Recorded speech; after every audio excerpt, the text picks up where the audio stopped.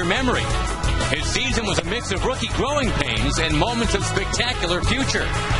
Now, after a nearly spotless stint in Oklahoma City to begin 2010, Derek Holland returns to the majors tonight, and he will start against the Oakland A's on Fox Sports Southwest.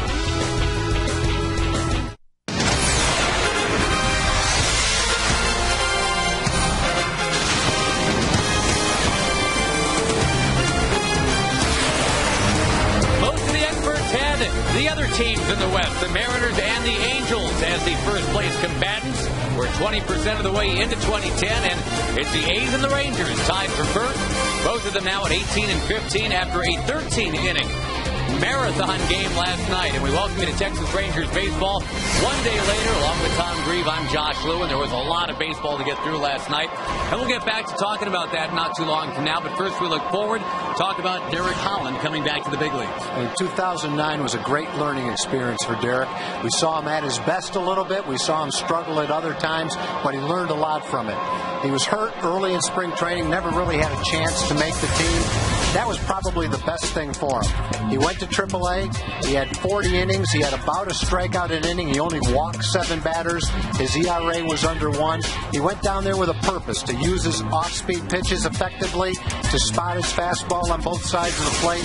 He had great success, and I think he comes back a different Derek Holland and a very competent pitcher. Needs to prove he can keep the ball in the yard, especially this yard. He really didn't do that consistently in 2009. He will get his shot now in 2010 against an Oakland team that's feeling pretty good. The Rangers yesterday came so close to getting it done. John Campbell's dramatic 8th-inning home run looked like it might be enough. It was not. We'll come back, look back a little bit before we look forward. The Rangers and the A's play Game 2 of the series after this.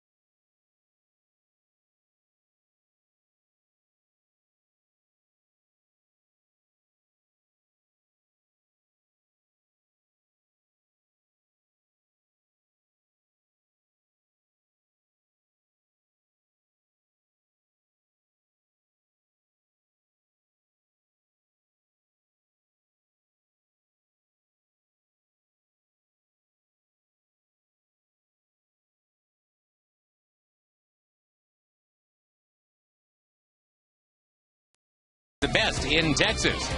By Progressive. For a money-saving car insurance quote, call 1-800-PROGRESSIVE. By Jack in the Box. Right now, choose any three for only $3 plus tax. By Bud Light Lime, the drinkability of Bud Light with a refreshing taste of lime.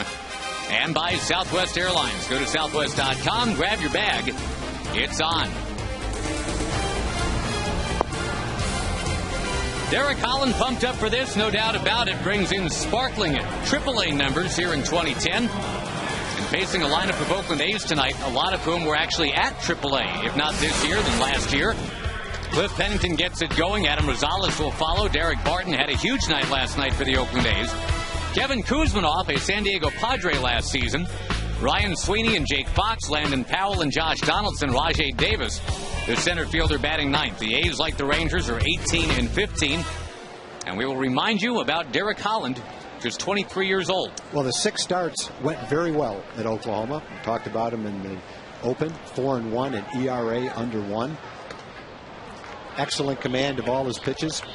Was the Ranger minor league pitcher of the month for April. Pretty logical choice. 8-13 in 33 career games.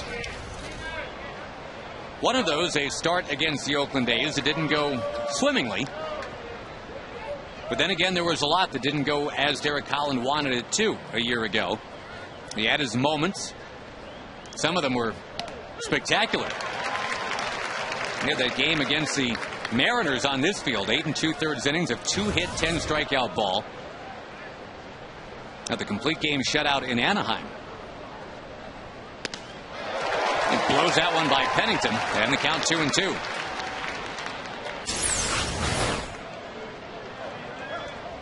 We've seen that pitch give Pennington a problem. Last night, instead of that pitch, Pennington got a high changeup.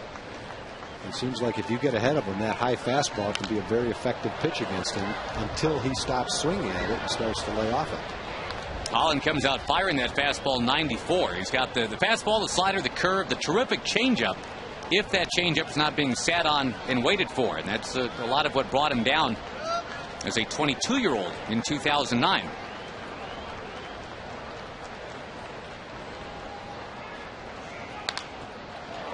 Off speed, slapped out of play. And obviously, Derek Holland was thrown right into the fire as a 22-year-old rookie last year. Might remember he made his big league debut on the road, coming out of the bullpen with the bases loaded.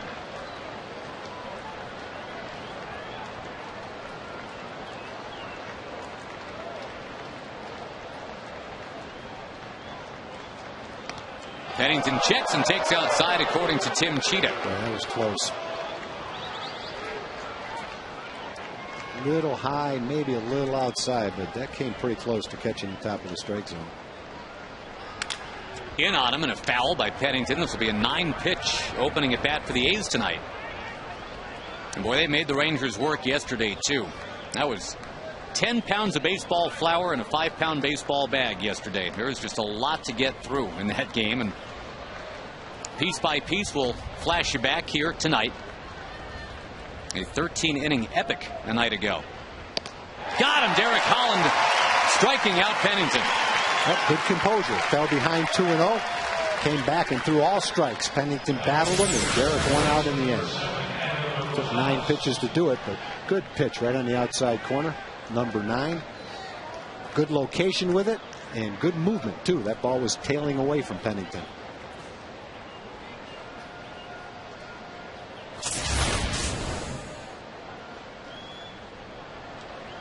Now Adam Rosales, the hitter.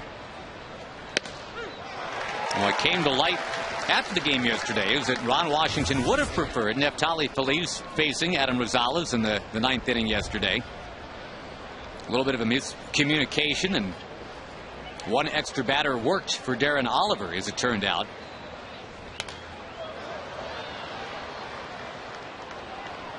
Neppy had retired 17 of 18 batters before getting in that ball game last night, and it got away from him. He gave up 2 runs. I think you're right, Tom. There was probably a couple opportunities there where if he had to do it over again, maybe throw the fastball instead of the off-speed stuff. Yeah, he got hurt on 2 off-speed pitches, one a slider and one a changeup. Derek Holland, 2 strikeouts to begin his night.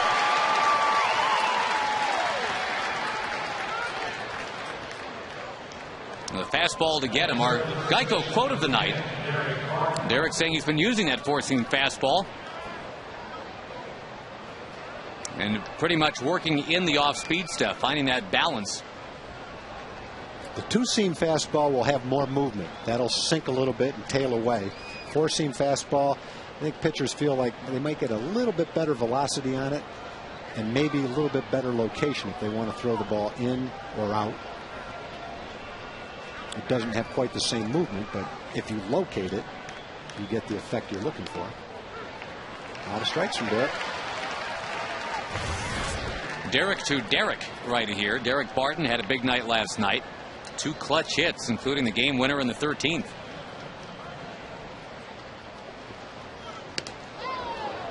Breaking ball missing in those 38 2/3 innings at AAA, left-hand hitters hit 158 against Derek. Right-hand hitters were a little better, 248. In fact, a lot better. Not all that great, though, but a lot better than 158. Only 2 lefties in the lineup for the Oakland A's tonight.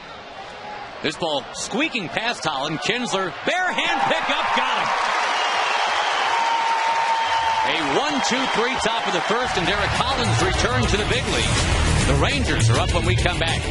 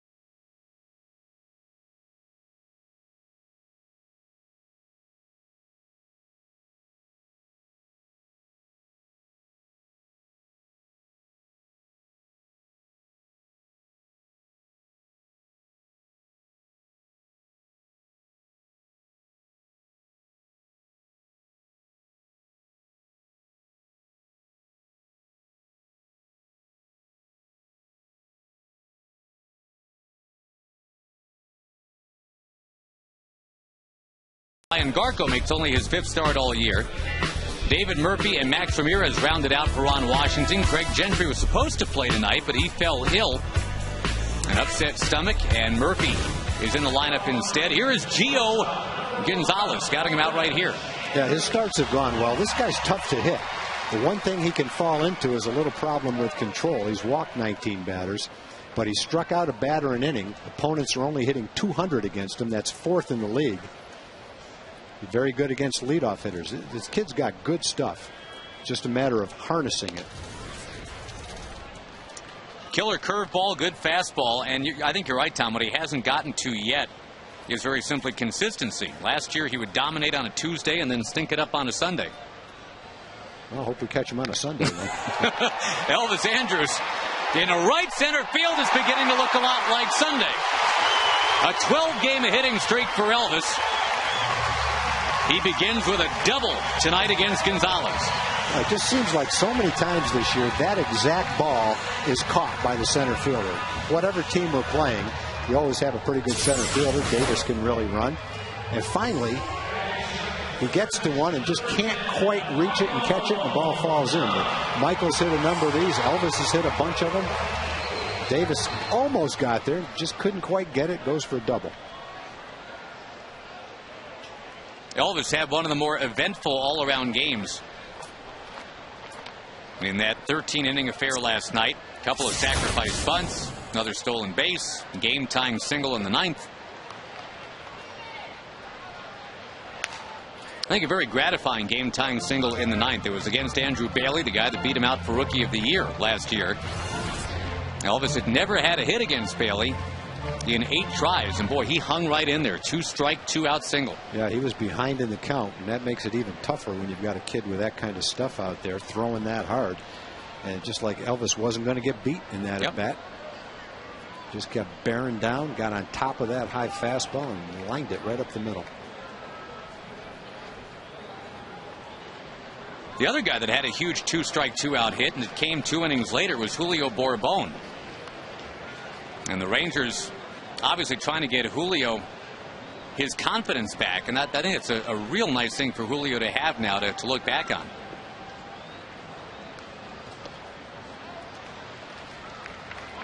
That game toddled on past the 4-hour mark into the 13th. And the Rangers were undone by, of all things, a leadoff walk in that 13th inning. And a Landon Powell stolen base. His first ever in the big leagues. Elvis, big lead. Gio Gonzalez sniffs him out, though. Elvis in the hot box. Will try to race his way to the bag, and now he is tagged out. Officially a steal of 3rd attempt. And the Rangers, who had stolen 26 of their last 27 successfully when going for third base, have now been caught on 2 of their last 3. Well, the pitch before this, Elvis was dancing off like he wanted to get a jump. I wouldn't be surprised if Powell gave him some kind of signal to keep an eye on him.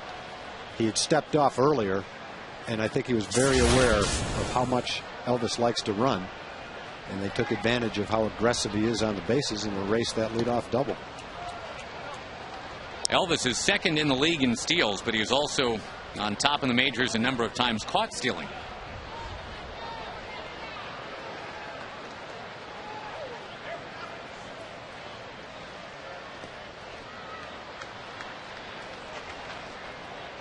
Michael Young had some contributions in the game yesterday, some stellar defense, and of all things got hit by a pitch to set up Josh Hamilton's apparent theatrics. Josh had the long home run in the 8th. Looked like the Rangers would win it right there and then, leading 4-3 when Josh hit it out. And now Michael will try right center, just like Elvis did. This ball back and off the top of the wall. It's another double. And that one almost did sneak out over the Snapple sign. Hamilton comes up with a runner at second. Yeah, when you lead off with a double and you've got Young and Hamilton and Guerrero coming up, that's, you have to make sure you can make it. And I'm sure Elvis felt like he could make it. Problem was his jump occurred before the pitcher was ready to throw the ball, and just stepped off and got him right down the middle. Michael drilled that in the gap. Just hate to waste an out like that to start a game when you've got the big guys coming up after you. Career base hit number 1,700 for Michael Young, and it's a double off the right center wall.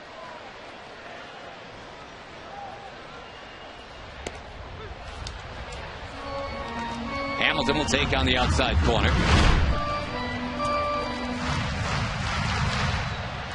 Michael Young had only 96 hits in 2001. He was a part-time player and has been a regular ever since then, averaging close to 200 hits a year.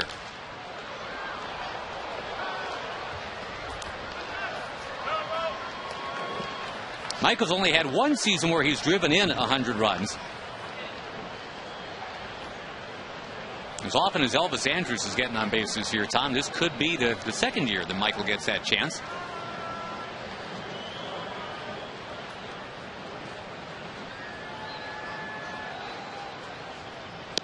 Yeah, Elvis's on base percentage coming into the game was .415.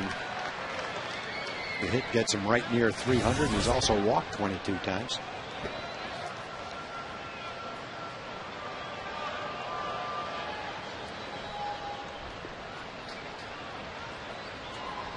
Lefty to lefty, Gio Gonzalez to Hamilton.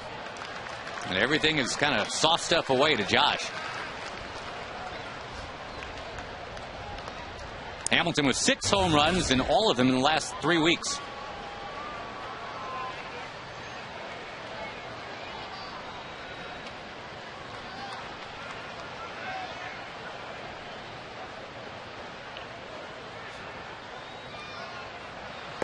Again, soft step away, and Josh has the discipline to not get himself out.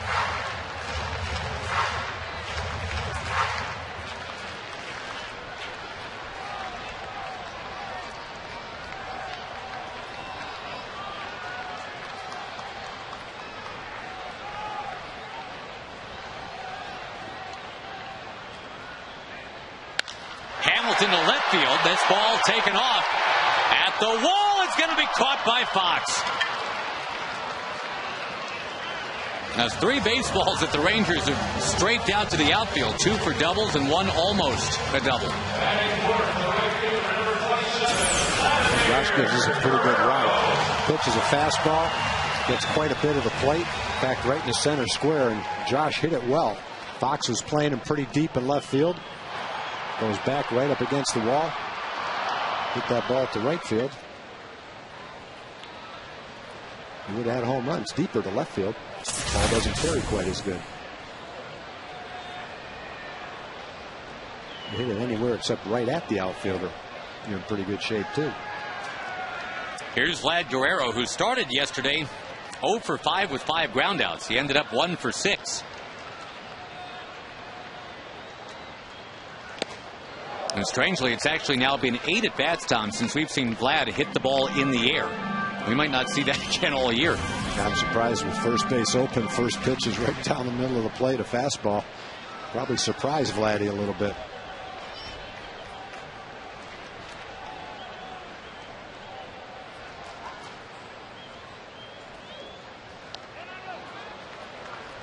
Guerrero, top 10 in the league in both runs batted in and batting average.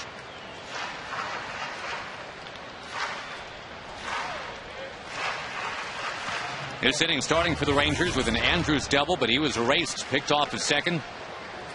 Young then reloaded for the Rangers with a double. Hamilton flying to the wall in left, and now Guerrero.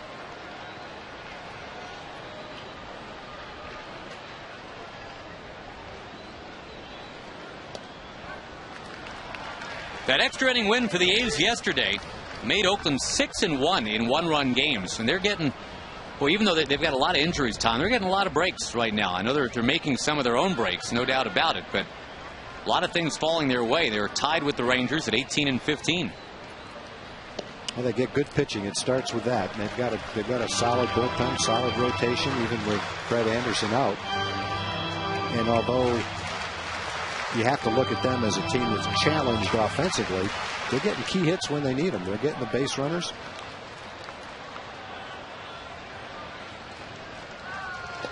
Vladdy takes on the outside corner. The Rangers are seeing some of their best work, though. Barton's only had a couple of home runs. He had one last night. Sweeney's only got one. That was against the Rangers. Right. Patterson's only got a couple. One was against the Rangers. So a lot of the good things they're doing against the Rangers. And pitching-wise, too, Trevor Cahill, who struggled in his first start in Toronto, has tuned up 2 good ones against the Rangers.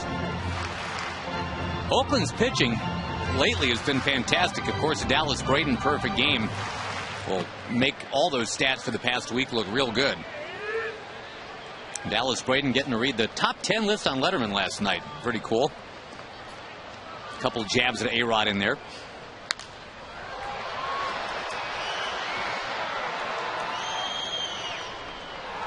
What'll be interesting, I guess what's always interesting, is just to see where it goes from there. A guy pitches a perfect game, and you wonder what's next.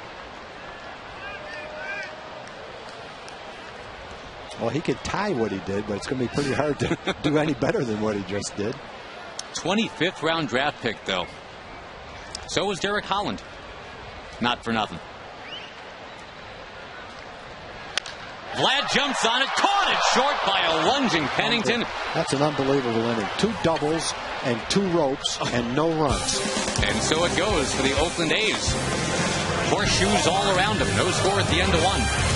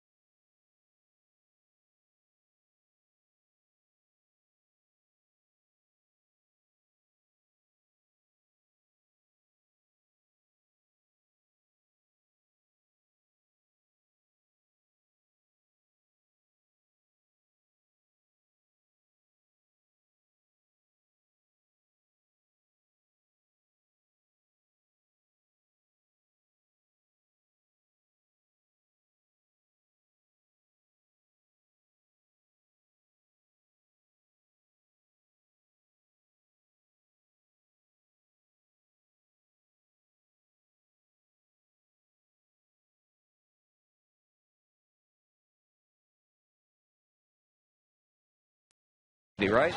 Absolutely. Thanks, Jim, for having us out tonight and to be able to offer the invitation to live united, and that means to give, advocate, and volunteer to make for a better community. And we do that through working in the areas of education, income, and health, and making a better life for all people of Tarrant County. All right, for those who want to get involved, what do they need to do, Lynn? Absolutely. Go to our website at www.unitedwaytarrant.org, and I think the address is on the screen. Awesome. It is on the screen, and they came armed with posters ready to go. Root those Rangers on, right? There we go. All right, Josh.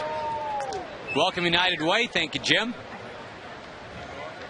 Derek Holland facing Kevin Kuzminoff. Rangers have to be wondering how the heck they did not get a run in that bottom of the first inning. I don't know how many times you'll ever see an inning like that where 4 hitters hit the ball as hard as they can hit it, right on the sweet spot of the bat. You get a couple of doubles, and you end up with nothing to show for it. That's just amazing. Kuzminoff, a grounder to short. Elvis Andrews will play that second hop. Ryan Sweeney comes up next. Derek Holland, in spring training, you touched on it, Tom, didn't win a game, but didn't pitch that badly. He missed a little bit of time at the start of spring training with a minor leg injury. And as you suggested as well, maybe the best thing for all concerned was that he could just go down and really start just feeling it down there at AAA. Bring that overflow of confidence up here and join a team that's already in first place. Yeah, I don't think there's any doubt that he needed the 40 innings down there to get his confidence, to improve his pitches, and that he's better off being here right now rather than really rushing it to try to get ready for the start of the season.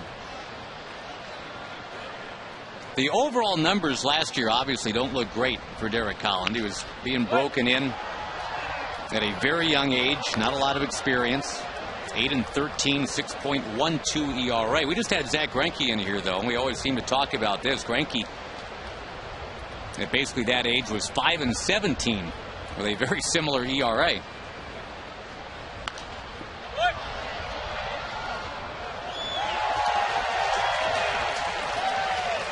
Two and two, the count to Sweeney. And again, with Holland last year, there were moments where he just absolutely dazzled. Kind of whet your appetite.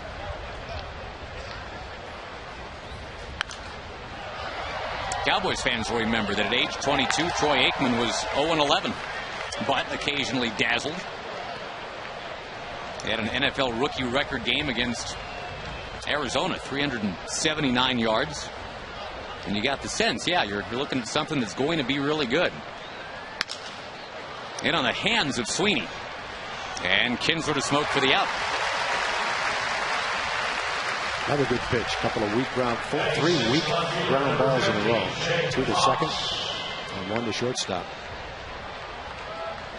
This was if the teams were like swinging a mallet at the strongman competition, like on the arcade midway, the Rangers would have that little thing up at like 97, and the A's would be at 12. Yeah, the Rangers have rung that bell 4 times. They just didn't win a prize. Everything's even, though. Nothing. A lot of strikes. 19 strikes, 7 balls.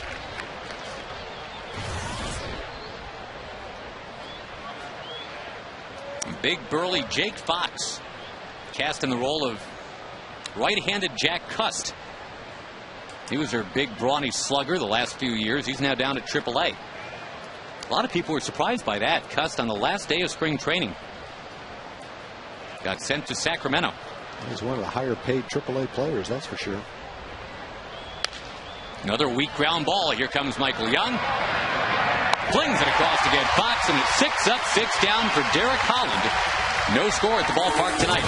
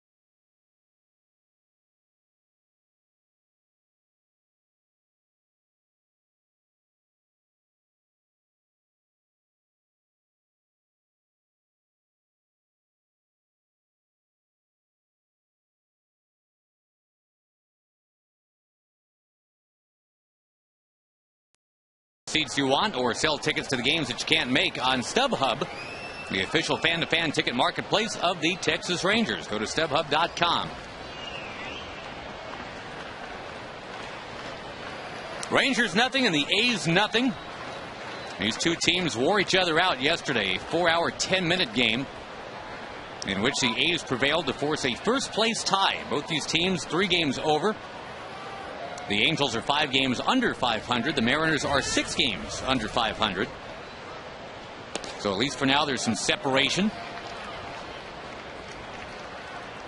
Of course, the Rangers have not played the Angels at all yet. 19 games to go against a team that, I don't know, Tom, some years they start out slow like this, and so far, under Mike Scioscia, every year, they just find a way. I think until they end up the season having a bad year, you can't count them out. They've been such a terrific team the last 7 or 8 years. Maybe a slow start, but until they're out of it, I'm going to continue to count them as a major contender. The Angels are trailing tonight at home against Tampa Bay, 2-1 in the 5th. Jared Weaver pitching pretty well. You know, he's 4-1 with a 2.6 ERA. The other Angels starters are 6-16 with an ERA of 5.5.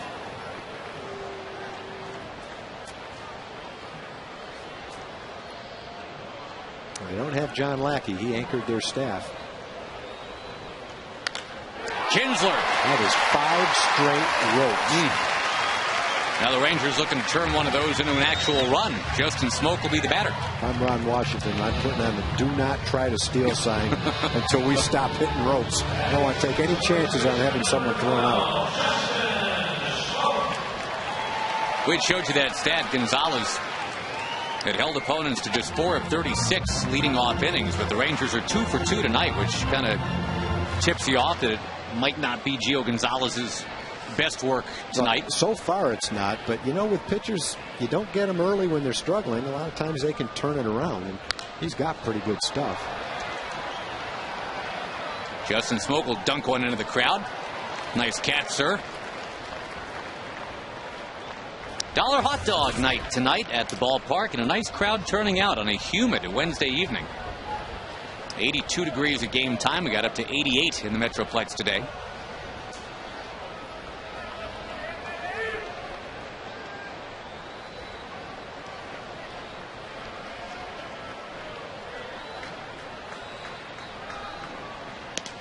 Off speed and Smoak out in front.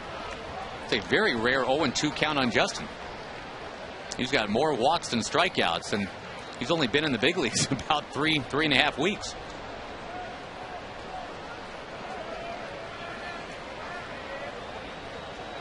Usually a guy with more walks than strikeouts, that's a veteran hitter.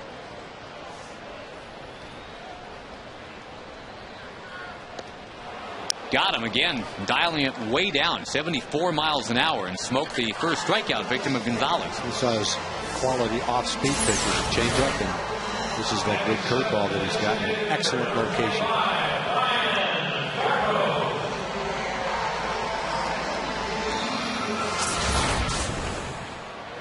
The Miami native, Gio Gonzalez, now facing a guy who really needs to get it going, and he knows that, Ryan Garco. Only 2 hits as a Ranger so far. But of course, his playing time has been so spotty. There's really been no way for him to get in any kind of groove. He's been putting the ball in play. He's only struck out 3 times in 28 bats. 28 at-bats. There you go. First base hit in the month of May for Ryan Garco. That'd be a nice bonus to have that guy get going. It was just 2 years ago he had more runs batted in than Paul Konerko did. Yeah, he's been a good, solid, at least platooned right-hand hitter, and many times in his career more than that. Just off to a slow start, but he can hit. He's shown that he can hit in the past. He can be an important guy for the Rangers, getting spot starts against lefties, giving quality at bats as a pinch hitter late in the game. However Ron wants to use him, or playing more than that if he has the opportunity. Well, speaking of shaking off slow starts, David Murphy sure did that a year ago. Murphy was not supposed to play tonight, but again, Craig Gentry under the weather was a late scratch. As I recall, Tom, the last 2 times that Murphy's been plugged in as a kind of a last-minute replacement, he's had a 2-hit game and a 3-hit game.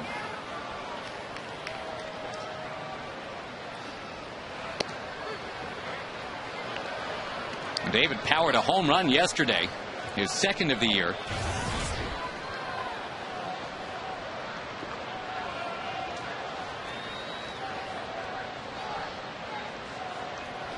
Rangers also got the homer from Hamilton yesterday, but again, they lost 7-6.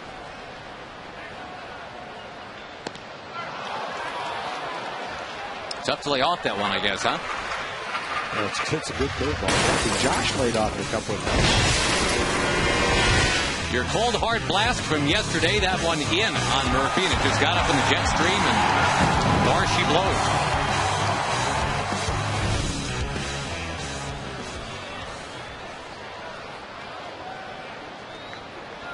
Murphy got time. He got timeout call. Tim Cheetah said yes to that request. David asked so politely. It's tough to say no to David Murphy. Timeout, please, sir. David's definitely a please and thank you guy.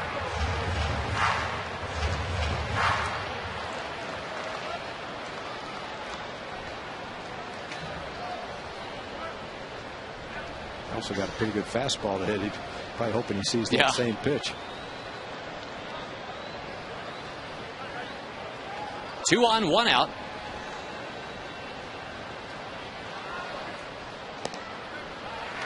After showing the fastball that didn't count. Off speed down too low, 2-2.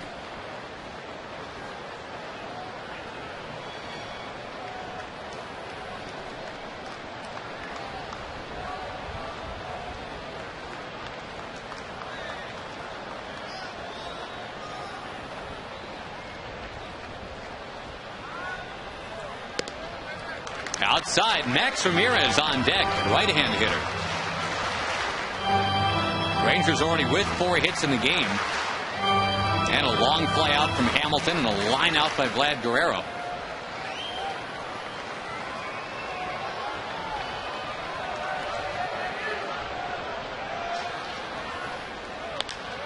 Murphy shoots it out there towards left. And Fox will collect it for out number 2.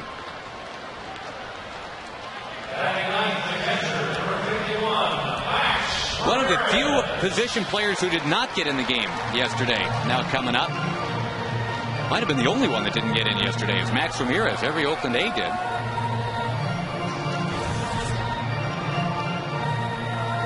But the A's ended up blowing 3 saves in that game, and they still won.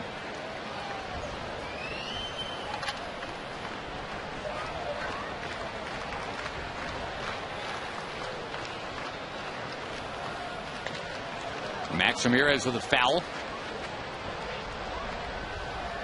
They did some research, Tag. You have to go back to 1998 to find the last time a team blew 3 saves and still prevailed victorious. That was a 17-16 game between the Tigers and White Sox.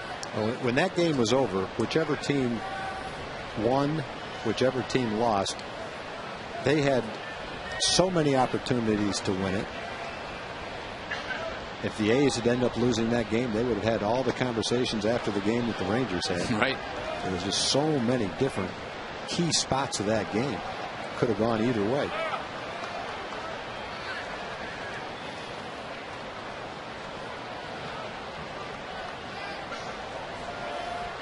Ron Washington was talking to the press before the game, said the one thing he regretted was that he didn't have Neftali Felice warmed up in the 9th inning in case he needed him.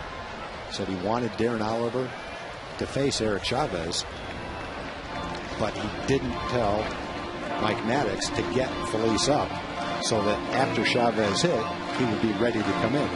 Felice wasn't ready for a couple of batters after Chavez hit. Ron regretted that. And still the Rangers had plenty of chances to pull it out. Oh, yeah. You know, that's what it boiled down to late in the game. But, yeah, there was plenty of opportunities to win that game. Boy, Gio Gonzalez walks the tightrope again. The Rangers have 4 hits, but no runs. We'll play the 3rd after this.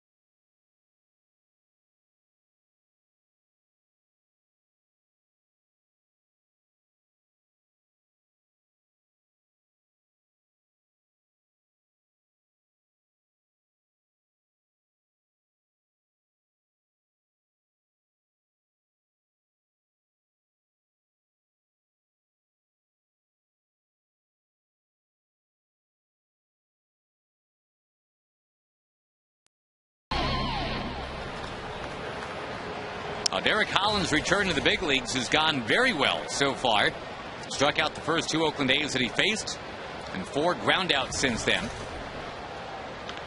About to face Landon Powell, who was really in the middle of things yesterday. We talked about his stolen base. He'd only had one in the minor leagues. Had never had one in the majors. Turns out the one he had in the minors was just up the road in Frisco 3 summers ago. So, I don't know, Landon Powell comes to the Metroplex and suddenly he's Ricky Henderson. Yeah, that was a kind of a complicated play. When I saw the play, I thought someone must have missed a sign because the hitter bunted and he was running. And I said it must have been either a bunt or a hit and run, and someone missed a sign. Turns out it was a bunt and run, where the runner runs and the bunter bunts, mainly because I think they felt Powell as a catcher is not a fast runner. There's the bunt, there's the run, and he would have been out at second base if Matt was able to make a good throw. And I talked to Ray Fosse. He thought it was a straight steal, and that the bunter was just trying to mess up the catcher a little bit, get the bat in his eye level, and maybe throw off his throat. Sure didn't look like much of a bunt attempt by Rajai Davis. Very Eric Burns-like. Yeah, that was the good one. The one that came after that was strike 3, was even worse.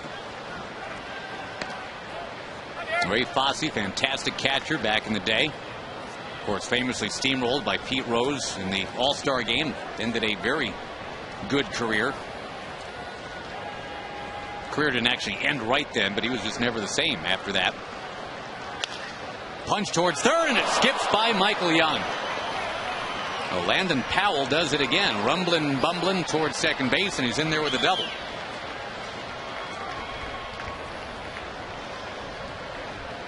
Only his 3rd ever hit against the Rangers in 28 tries. And it's a leadoff double here in the 3rd inning.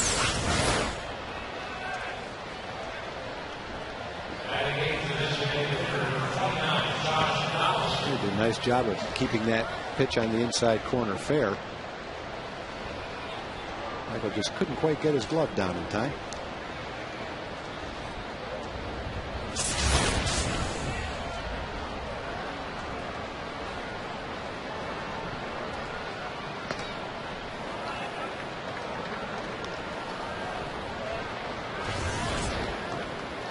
Josh Donaldson is the other catcher on the active roster for the A's. He's DHing tonight.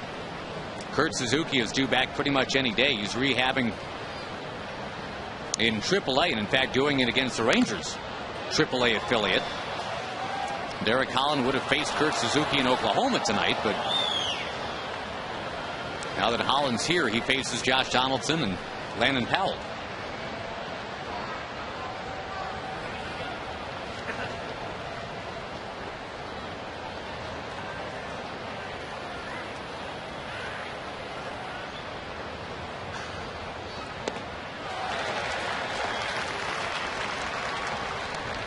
It's a young lineup for the A's tonight. Of course, they're a young team in general, but with Suzuki on the DL, Coco Crisp on the DL, Mark Ellis out of service as well, they get even younger.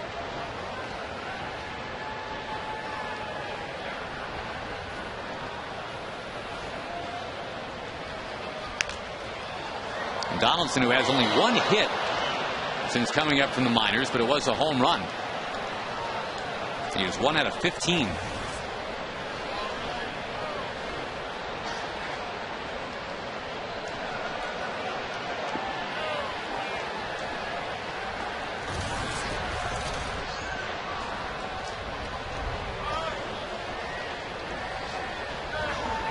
Talking about the Rangers minor leagues too. Well, the Rangers at 18 and 15. They look down and see that Oklahoma City's at 19 and 13. Frisco's 19 and 13. The minor league teams are winning. The major league team is winning. Roll towards third. Michael Young will gallop and get it and take care of Donaldson.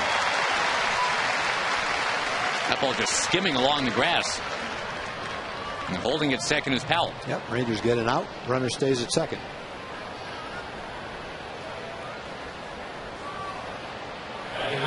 Oklahoma City did win its game yesterday, and the guy just promoted from Double-A with a lot of upside. Alexei Ogando out of the bullpen got his first AAA save yesterday. Jared Saltalamacchia extending his hitting streak to 16 in a row. Chris Davis had 3 hits. Both those guys are hitting exactly the same, 359. Well, you really have to think it's just a matter of time that Sheppers and Ogando will see their debuts at the big league level. If they continue to do what they're doing right now, they both need experience at the minor league level. Yep, 2 highly touted arms that started at AA. They're already at AAA. Great arms. Davis socks one foul. It's 1-1.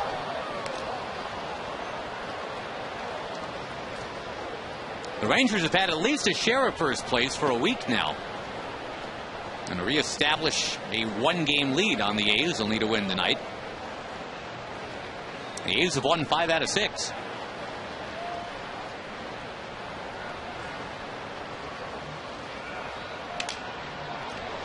Another roller, and Davis is so fast he's going to beat that out. Just a little half swing.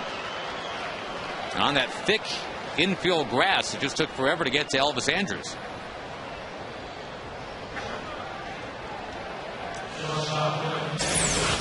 Watch this swing. You almost have to put that in quotation marks when you say swing. That's about where the swing ends right there. Eesh. That's a hit. That's a hit. That's a hit because he can run. That's his game.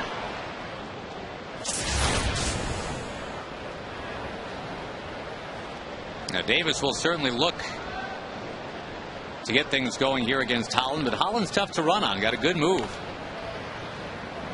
Had a couple of pickoffs last year, but was also called for a couple of balks.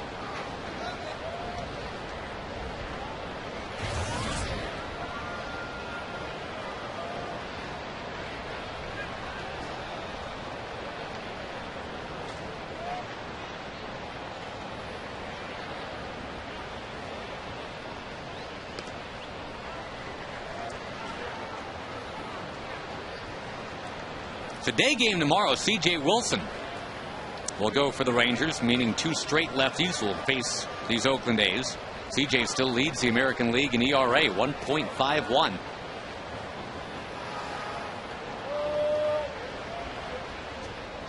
Froze him and picked him off. He got him. Thank you very much. He had him the first time he threw over there. Davis took a step towards second, but he was able to get back. Derek, I don't think, gave him his best move. And that time, he's going to take a step. He still, after he took the step, he paused and didn't even come close to getting back. So that erases the opportunity for a sacrifice fly. Second out. Nice to get. Ooh, and nice job by Ramirez making sure that didn't go back to the brick. Both teams now have had their best base stealer picked off. Happened to Elvis Andrus off of second base in the first inning. He's getting a little bit of a talk right there. And both times it was a critical situation. You've got first and third and 1 out. And now you eliminate the possibility of scoring on something other than a hit. And in the Rangers case, it was a leadoff double. Great chance to score with the other guys coming up after him. Both times, hopefully it affects the A's the same way it did the Rangers. The Rangers weren't able to score after that. The native Texan, Cliff Pennington, takes on the inside corner.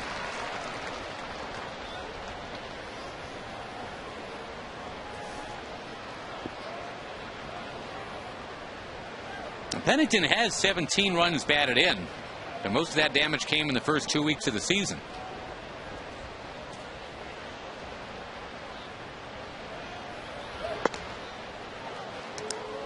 That is ball 4 to Pennington, who's also a threat to run. And it comes around to Adam Rosales.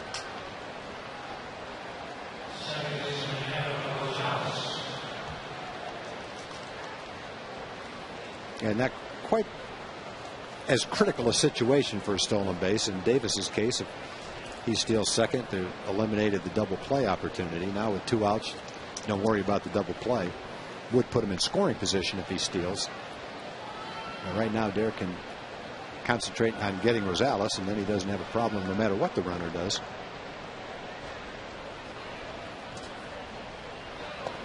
Rosales has done his best work on the road. He's a .430 hitter on the road, only .179 at home. Last year with the Cincinnati Reds, part-time player.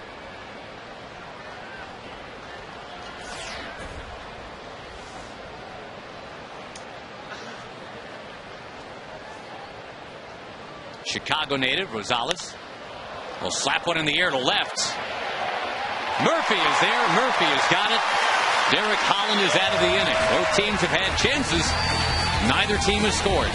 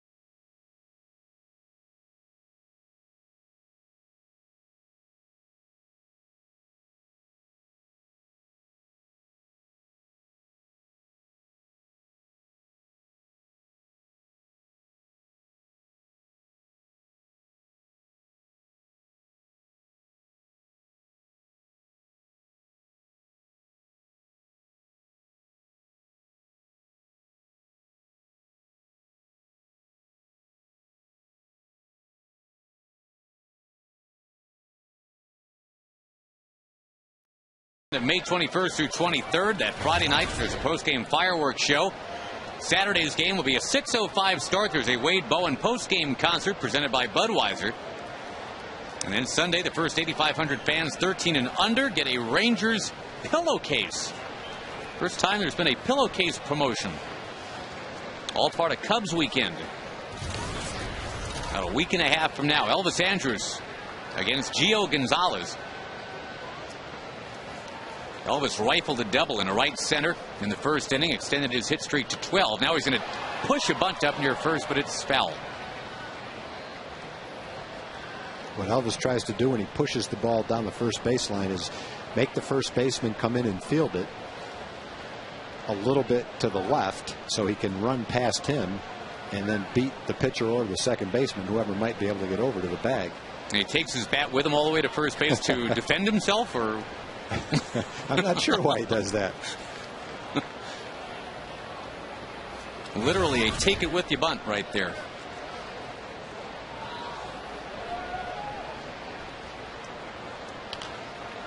Breaking ball fouled away. A lot of afternoon action around baseball today, and we'll roll through some scores when we have an opportunity. The Yankees and Tigers actually playing a doubleheader. They had one game today, one tonight. Tigers took the opener 2-0. Rick Porcello pitched very well. Jose Valverde on for his 10th save. A 2-0 Detroit win. Tigers looking pretty good right now.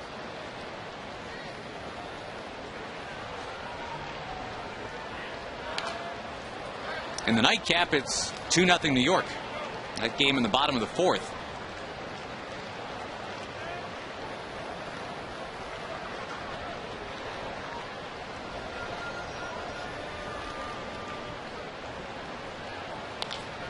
Slowly towards third. Kuzmanov got to get rid of it, and he does. And bring up Michael Young. Now you got Baltimore leading Seattle 2-0 in the top of the fourth in Baltimore. No reports of any in-game napping activity from any of the Mariners yet. That's become a bizarre story out of Seattle, with Ken Griffey Jr. being outed by a couple of teammates, apparently, to a reporter, a beat reporter who's been on the scene for 20 years. And it's a real he said, she said, he did, he didn't kind of deal right now. It just sounds like such a strange story for someone to make up. Let's see. I'm going to get everyone upset. I'm going to make up a story that Ken Griffey Jr. was sleeping. It just doesn't seem like a story that you would make up. In the meantime, I think what really has roiled some people is the whole what happens in the clubhouse stays in the clubhouse credo. Exactly. That, to me, is the big issue. And I'm not surprised. I have no idea what happened. No one does, unless you were there. But if Griffey was sleeping, I find that hard to believe. But if he was sleeping, you can understand why Seattle's a little bit reluctant to openly talk about it. You've got a player of his magnitude. Wouldn't be the first player that fell asleep. They had about 25 years ago, at the height of their ineptitude, they had Ray Quinones supposedly called on a pinch hit, but he was like on level 6 of Mario Brothers on the Nintendo that they had set up in the clubhouse, and couldn't break away. He was doing too good on the game. Didn't want to come pinch hit. Michael Young's going to be out. Yeah, regardless of what actually happened, there's just a lot of spin control right now, and Milton Bradley isn't even with the team, and the Mariners are going through all this stuff. Yeah, I think the biggest issue that the Mariners have right now is that something that happened that should have been quiet in the clubhouse has become a story, and it seems to originate with a couple of players. That is not good for morale. Certainly creates a lot of tension in the clubhouse. That's their biggest issue. Mike Sweeney apparently is the guy that stood up and had the closed-door players-only meeting and kind of called everybody out. I mean, in your day, Tom, I mean, somebody would have done the same thing. That type of thing would have gotten a team meeting. Yeah, whether you're a team that doesn't really have a vocal leader or someone that would want to call a team meeting, somehow there would be a meeting and that would get discussed. There would probably be one by the manager, and then there'd probably be one among the players, because you just can't have that kind of a situation in the clubhouse. Who would have been the guy calling the meeting when you were playing here, do you figure? Well, you know, after I was playing, the guy that called a big meeting one time was Dave Valley. He was the backup catcher here, had a very famous meeting in Detroit that seemed to rally the team. Back when I was playing, some of the Ranger players that might have done that, I think Jim Fregosi would have been a guy that would have felt compelled to do that. Nellie Briles was one of our pitchers and had been player representative. I think he would have felt the same way. Doc Ellis for sure would have felt that way. Everybody would have felt that way. It's just some guys would be more apt to call the meeting. I think everybody would be glad to attend the meeting, except whoever the players were that had spread the rumor in the first place.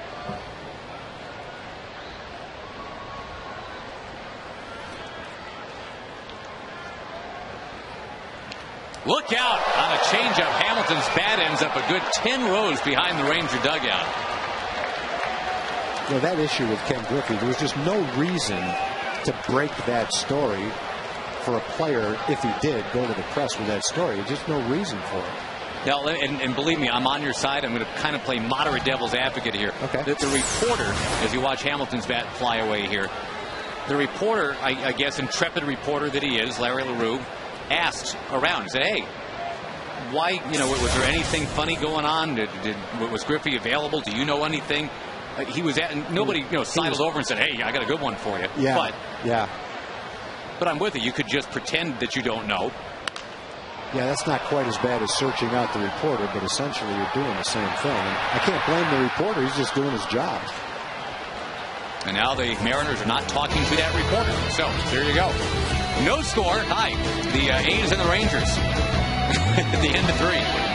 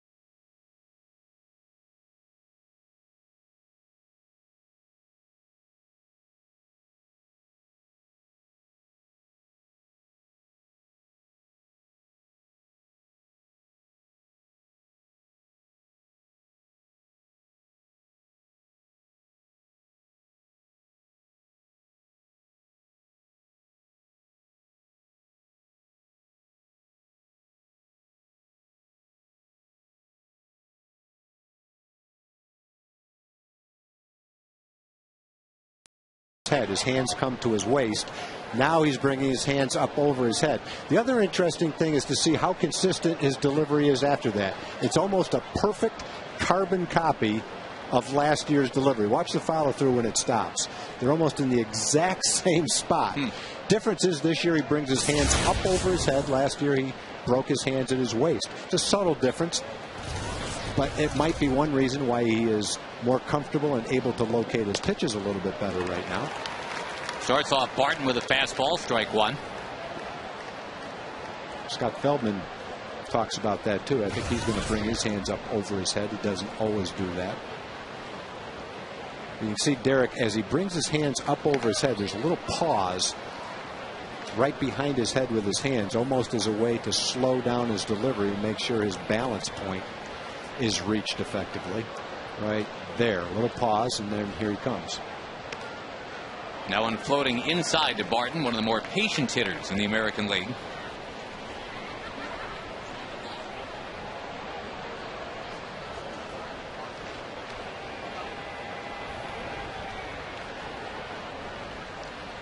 Good slider. Right on the corner. 2-2.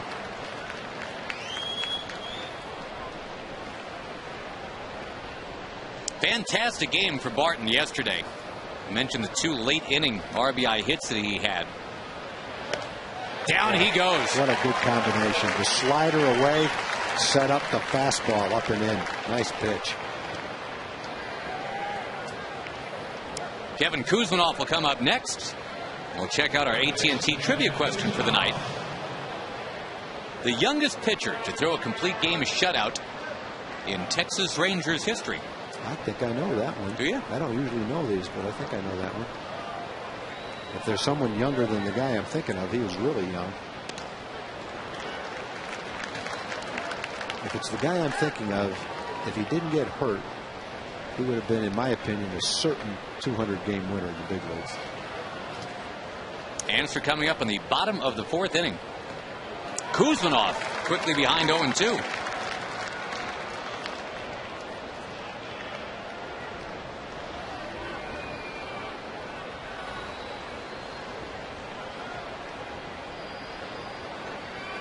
And Kuzminoff was 3 for 3 against Holland last year. 0 for 1 tonight. And takes the fastball in. Kind of tried to do the same thing to Kuzminoff. Off-speed pitch down, get him to chase the fastball up, but Kuzminoff was able to lay off it.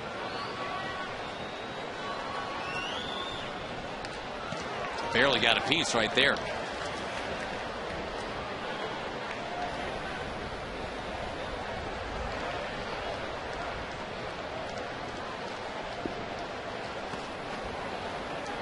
A 0.9 ERA down at AAA.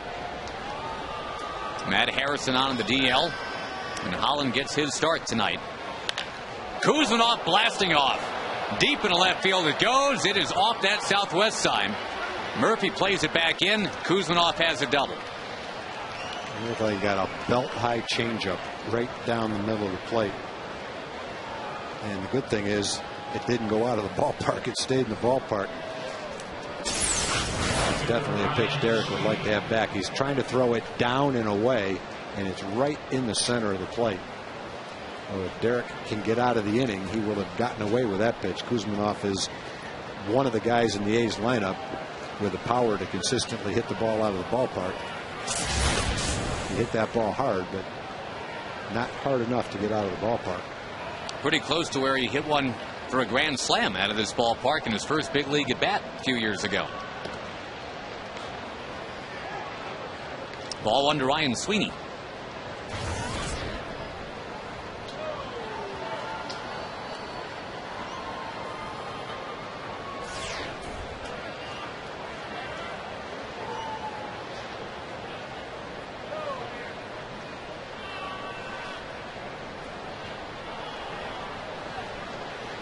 Now the Rangers had that first inning tonight where they were just crushing the ball but didn't score. Then they had first and third, 1 out in the second and didn't score. It was the A's turn to threaten in the third. They didn't score. Now they got a runner in scoring position, 1 out in the 4th. And Gonzalez couldn't get his off-speed pitches over in the first inning. The Rangers just teed off on him. And gradually, that started to come around for him. Now he's getting his curveball over pretty well.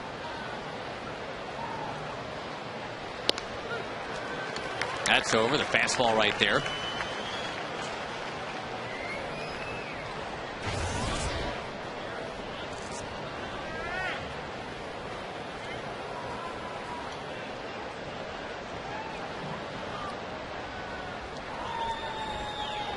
The Ohio native Derek Holland has already picked off a runner tonight. And take a look at Kuzminov.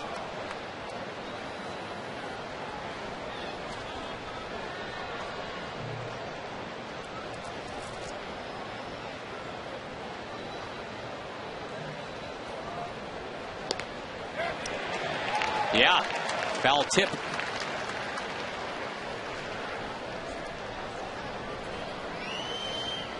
Sweeney's up in the count 2-0. He takes a fastball for a strike, probably hoping for another fastball, but instead of the one that caught a lot of the plate, he gets a slider down and away.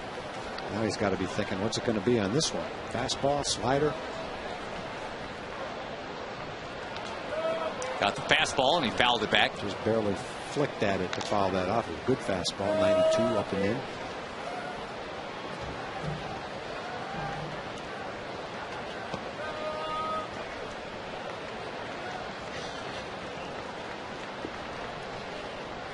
Sweeney's a big guy, but does not hit for a lot of power. Only one home run this year. It was against the Rangers.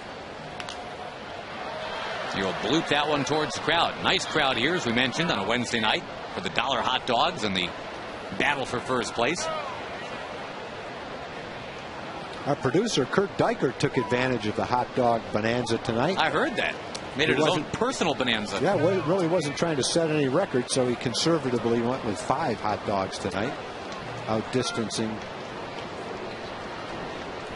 his son by a couple. Fritz was only able to down 3, showed a little bit more restraint. Holland takes care of Sweeney.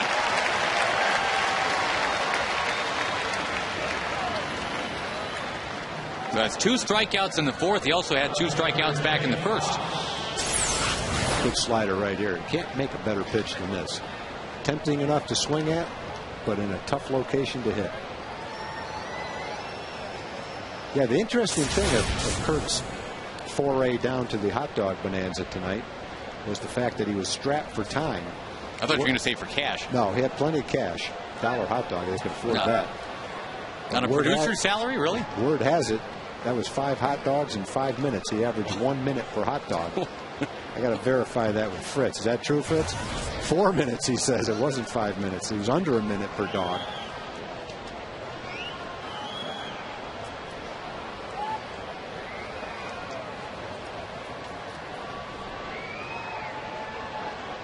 Boy, can you imagine when you were like 12, or there's Fritz, he only had 3. Going to a big league ball game for $1 hot dogs where your parents said you can have as many hot dogs as you want rather than just one. As good as a hot dog tastes at a ball game. Wave and miss by Fox. 1-2. Yeah, doing some pretty good work so far, trying to work out of a 1-out double by Kuzminov. Good fastball to Fox right here, up and away. Ball took off on him. Good movement on Kalen away from him.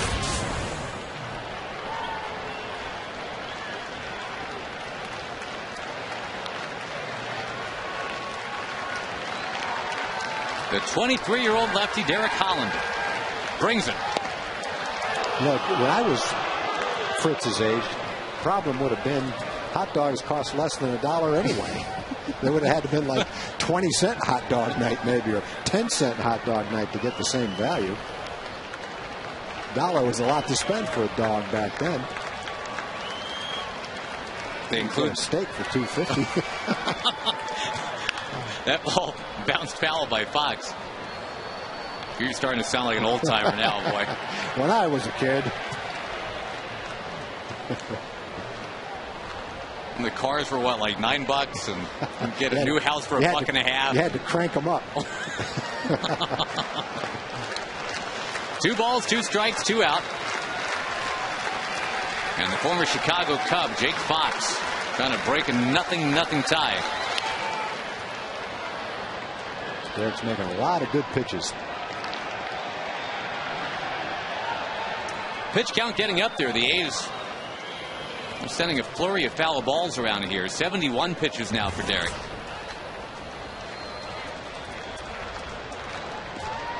Two out of three have been strikes.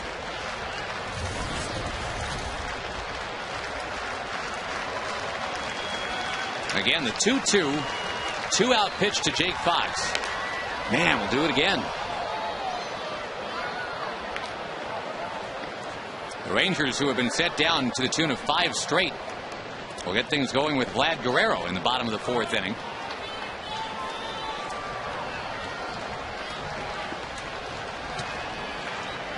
Pitches pretty much all over the strike zone. That last one was good velocity. Not sure whether with 2 strikes is going to be a fastball. There's a fastball. Derek Holland strikes out the side in the 4th inning. Still nothing in Arlington.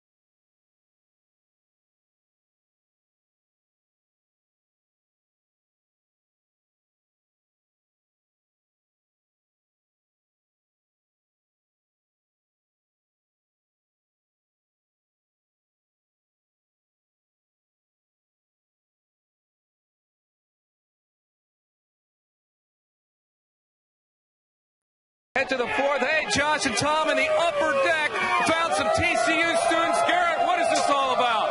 Hey, we just graduated. We came out here to celebrate and support the Rangers. Support Derek Hahn. Go Rangers, baby! There we go. Awesome. They got the signs up here. They want somebody to sing happy birthday. Let's sing. Me? No. Happy birthday. Josh, this could take a while. We'll let you handle this one. No, I think you're doing great, Jim. Dear Ryan, happy birthday to you. All right,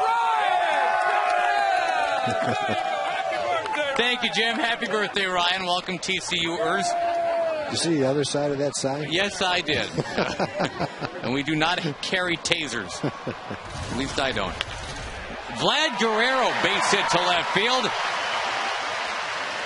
You sit safely in 10 of 11 now, and the Rangers looking to break on top.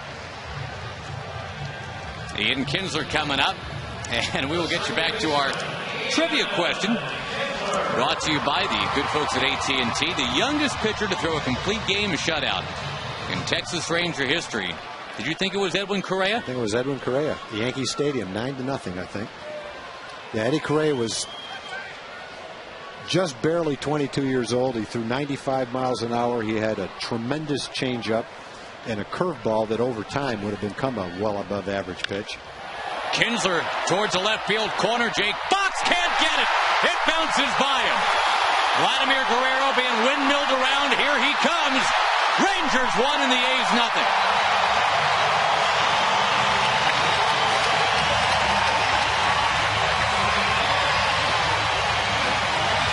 Well, Fox gave it a great try. I thought for a second he might catch up with it. He lunged at the end and couldn't quite get it. And the result is Vladdy comes all the way around from first base. Pitch on the inside part of the plate. Nice swing by Ian. Great try by Fox out there, but he couldn't quite get to it.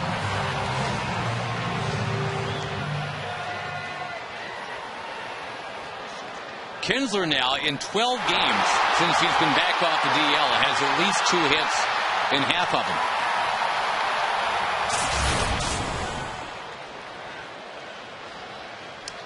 Still nobody out in the inning, and Justin Smoke will dribble one up near third, right near the line, but foul. Boy, almost every time you watch a Ranger game, you say it looks like Vladdy's feeling a whole lot better than he did the last couple of years. He's playing right field tonight. He scored from first on that double. And as usual, he's got a smile on his face.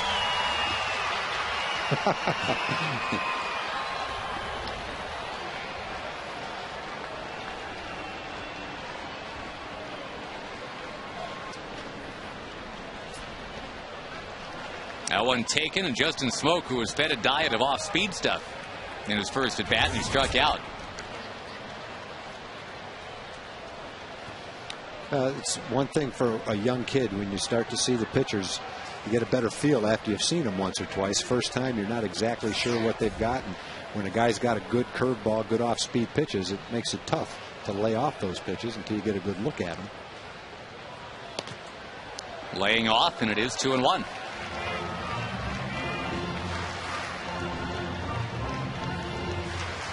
One to nothing here. The Mariners are trailing 4-0 in Baltimore, and the Angels are trailing 4-2 to Tampa Bay. That game's in the 7th.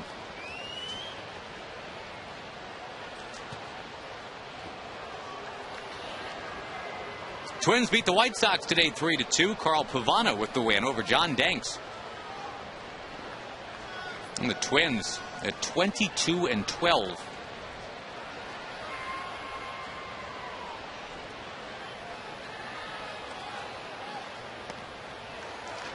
Another good take by young Justin Smoke, 3-1.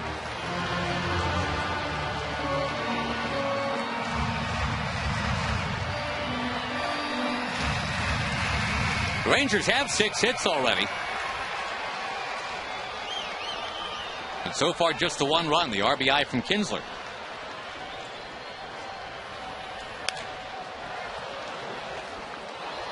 Indians and Royals, by the way, being delayed because of rain in the 3rd in Kansas City.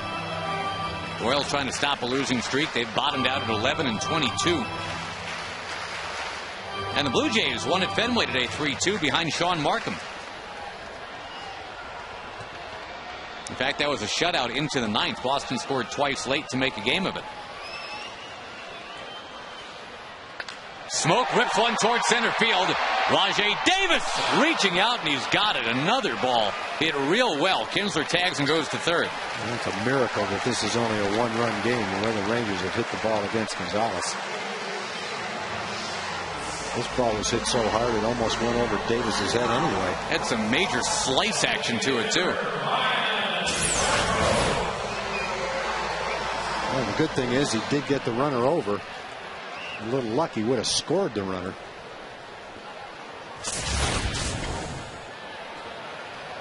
Davis has excellent speed out there. Seen him run down a lot of long balls. Nice chance for Ryan Garco now at the infield in for the A's. See if we can just kind of punch one past the infield, make it 2-zip. A good curveball that Gonzalez has. Yeah, make some contact, bring that second run in. Don't leave him out there. Talked about Ryan. He's made good contact this year. Generally not a threat to strike out. That ball blocked by Powell.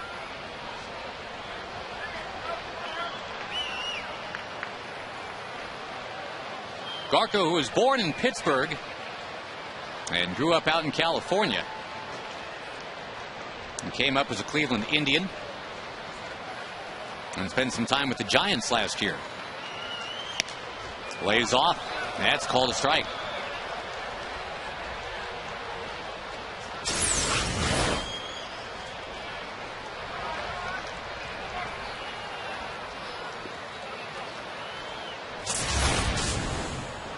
Infield stays in. Here's the 1-2 pitch. And we'll do it again. Garco came up as a catcher slash first baseman. And you might remember he was in camp all spring with the Mariners. Waived right at the end of March.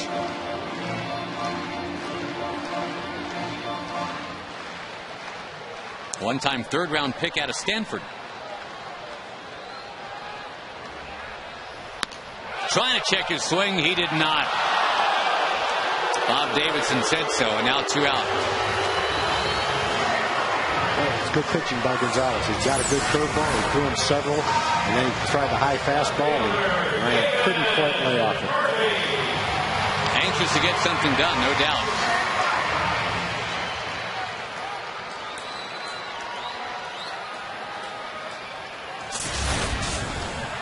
Now Kinsler, and this ball getting away. He's going to trot on home and score. He was asking for a balk. All they do is keep going and score the run. Who cares?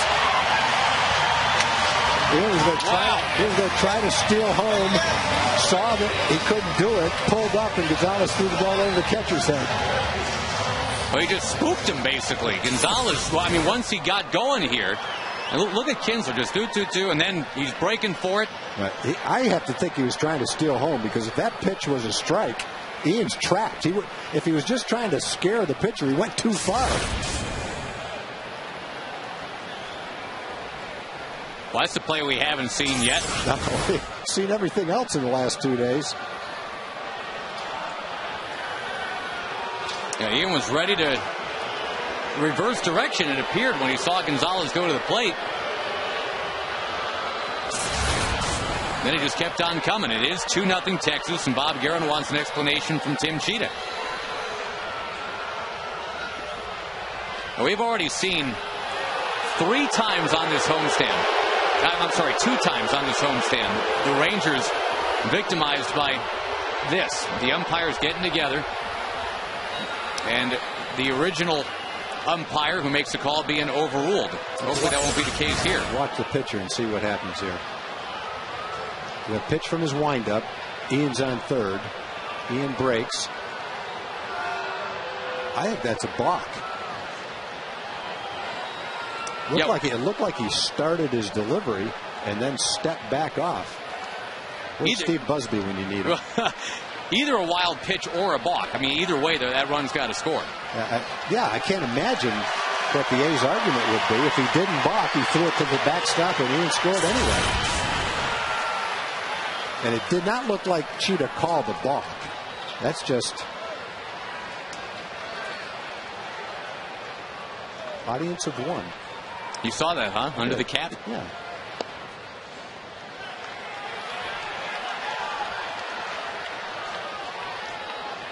I'm not sure how you scored that. Was it a steal of home?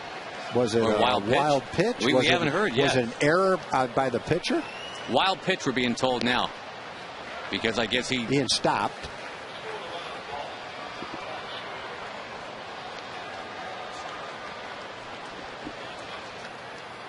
Now they're going to change their minds. They just called in that it's a balk. It looked like a balk to me. It looked like he started his windup and then stepped off. Once you start your windup, you can't stop. The first thing we heard was wild pitch. Now we have heard balk, and we'll see if we can get to the bottom of it eventually. It looks like, if we can show it again, it looks like he definitely steps off. Now see if he starts his delivery. And then steps off. To me, that's a balk. Once you start your delivery, you can't step off. But Tim Cheetah didn't call it a balk. I don't think he did. Ian, I think, stopped to look at him as if to say he balked. But it's being ruled a balk up here, but I didn't see Cheetah call the balk. Well, maybe, I mean, in a weird way, when they conferred. It came out a balk. Yeah, maybe. Right. Maybe Bob Davidson kind of said, hey, by the way, call. You know, I saw him step off, and good call. That should be a balk. That's probably what happened. In any event, it was going to be a run. I'm not sure what Bob Guerin was. I wish I knew what Bob Guerin was talking about. He's not going to go out there unless he felt he had an argument. This just fits right in there with yesterday. Those, things going on. You're just not sure exactly what's happening. Long at bat for Murphy continued.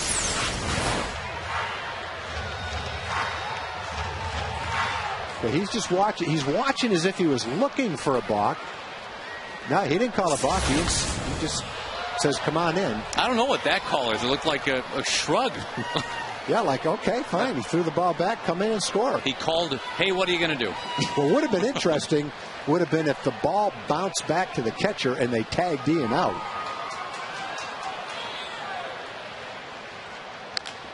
Murphy puts it in play. Gio Gonzalez will fumble it. And after all that, David Murphy is safe. A parade of foul balls.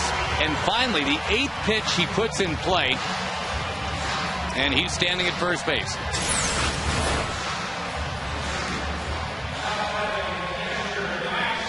Tenth pitch, actually, of the at-bat. Well, the good thing about that, David took 10 pitches so we could completely exhaust the last play.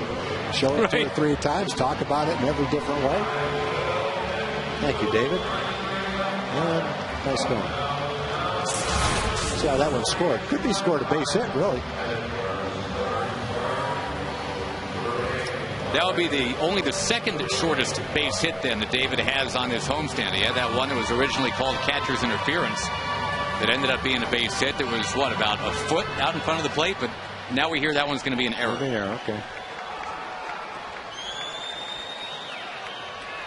You know what I'd love to see is a normal at bat. Like, how about one swing and a home run?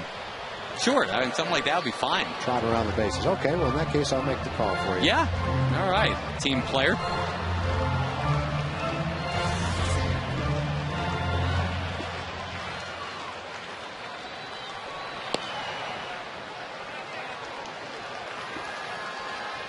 Well, Rangers have gotten Gonzalez's pitch count up there pretty well. His next pitch is going to be his 80th pitch. Both pitchers have had a couple of at-bats that lasted 9 or 10 pitches tonight. Max Ramirez with a foul. And the Rangers are right where they were yesterday at this time. Tag 2-0 lead in the 4th. Been an odd way to get there, though, tonight. All started in that first inning where they had the 2 doubles to lead off the game and didn't score.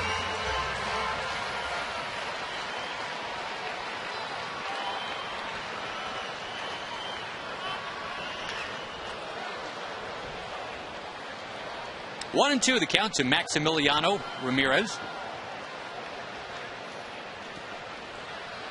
Matt Traynor caught all 13 innings yesterday. A well-deserved day off for Matt tonight.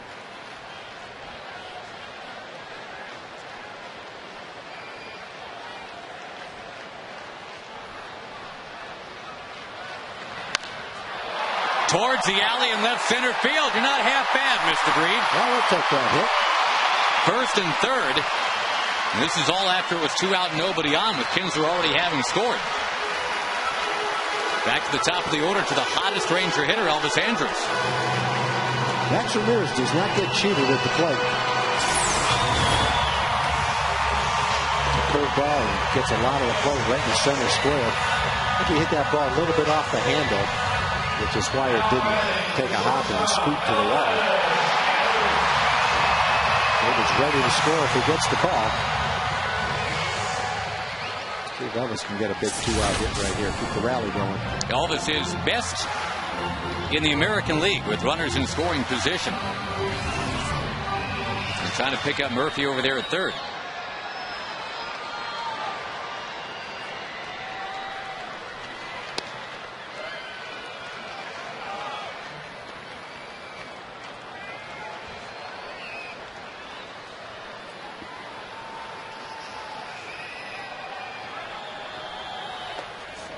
Powell again put into action. The catcher having to block one. And there's action in the bullpen for Oakland. A very taxed bullpen from yesterday. The game went 13 innings. Well, fortunately, one guy we won't see is Ross. And that's a good thing. He threw the ball great last night. Yep, got his first big league win. Chad Godin instead. That ball bounced to third. Kuzmanov. Nice play. Yep. Able to take care of Andrus and keep it 2-0. Weird inning. The Rangers finally do have a lead.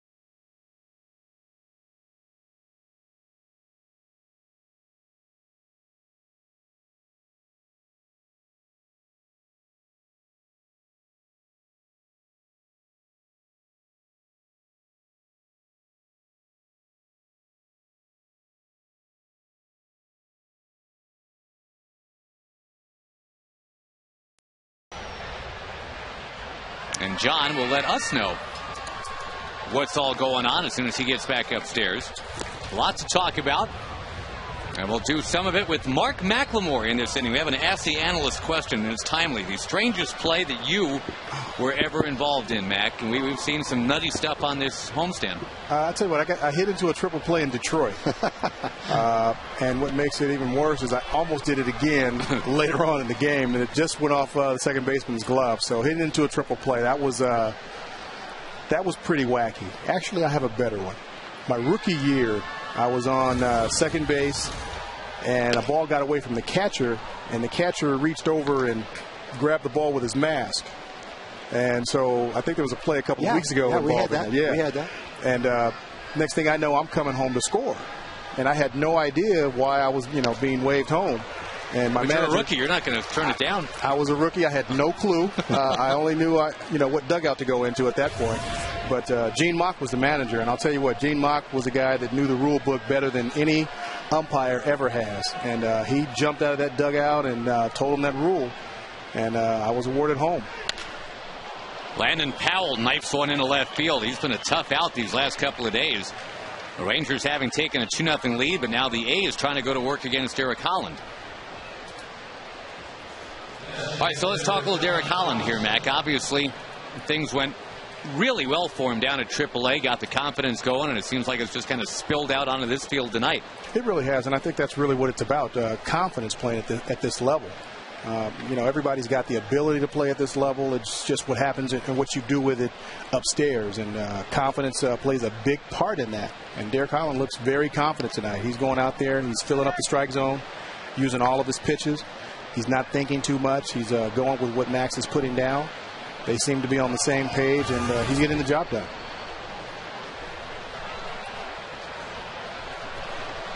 Infield, that double play depth. Donaldson taking outside. Donaldson only one hit in 16 big league at bats. But Holland's fallen behind him 2-0.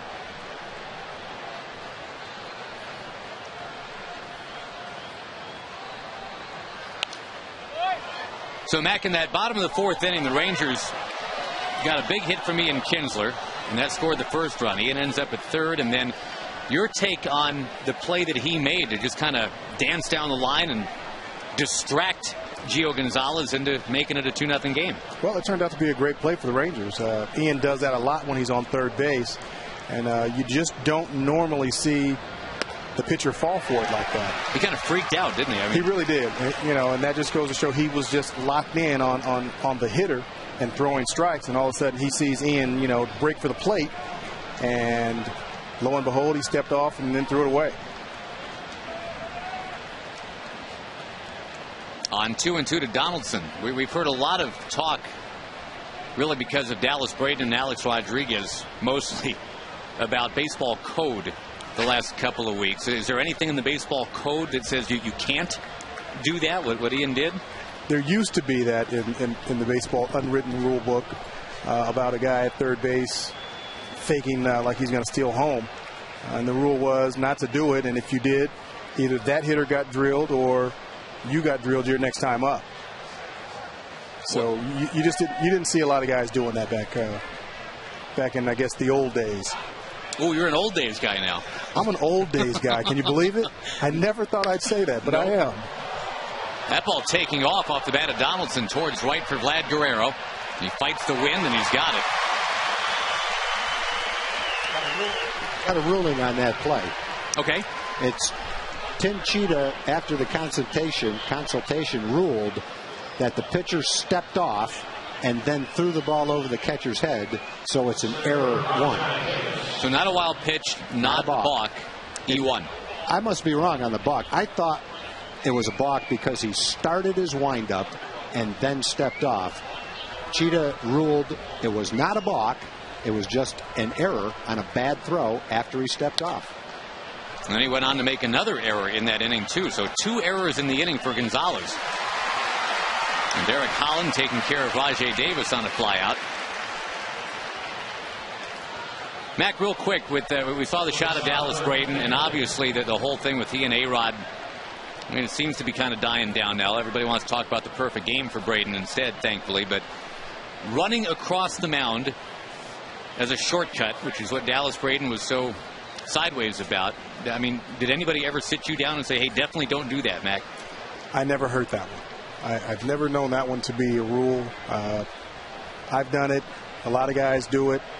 Now, I didn't see the actual time when Alex ran over the mound. I've never gone up and over the actual rubber. Yeah, you didn't step on the rubber. Right, but I've gone across the dirt, and I've just never heard of that. Have you, Tech? No, I've never heard of it, but I'm not sure what he did either. But I think common sense would say if the guy's on the mound, you don't run right by him up over the pitcher's rubber just because you feel like you're invading his space. Right. You just wouldn't do that. Yeah, I can understand that, but as far as and I don't know where Dallas Braden was in relation to Alex Rodriguez, but going across the pitcher's mound, it's I've just never heard that. No, I've never heard anyone say that you can't do that. 1-2 the count to Pennington, and Holland, who had the 2 strikeouts in the first, 3 in the fourth. Let's see what he can do here in the fifth, trying to keep this a 2-0 game. Well, Powell led off the third with a double. He led off the fifth with a single, and he stayed at second. Well, he went to third, actually, on an infield hit. Didn't score, though. Holland got him, and has his shutout here halfway home. Mac, thank you, buddy. You got it, Chief. Anytime, guys. Good to see you, pal. See you. Good job, Mac. Rangers on top of the Oakland A's.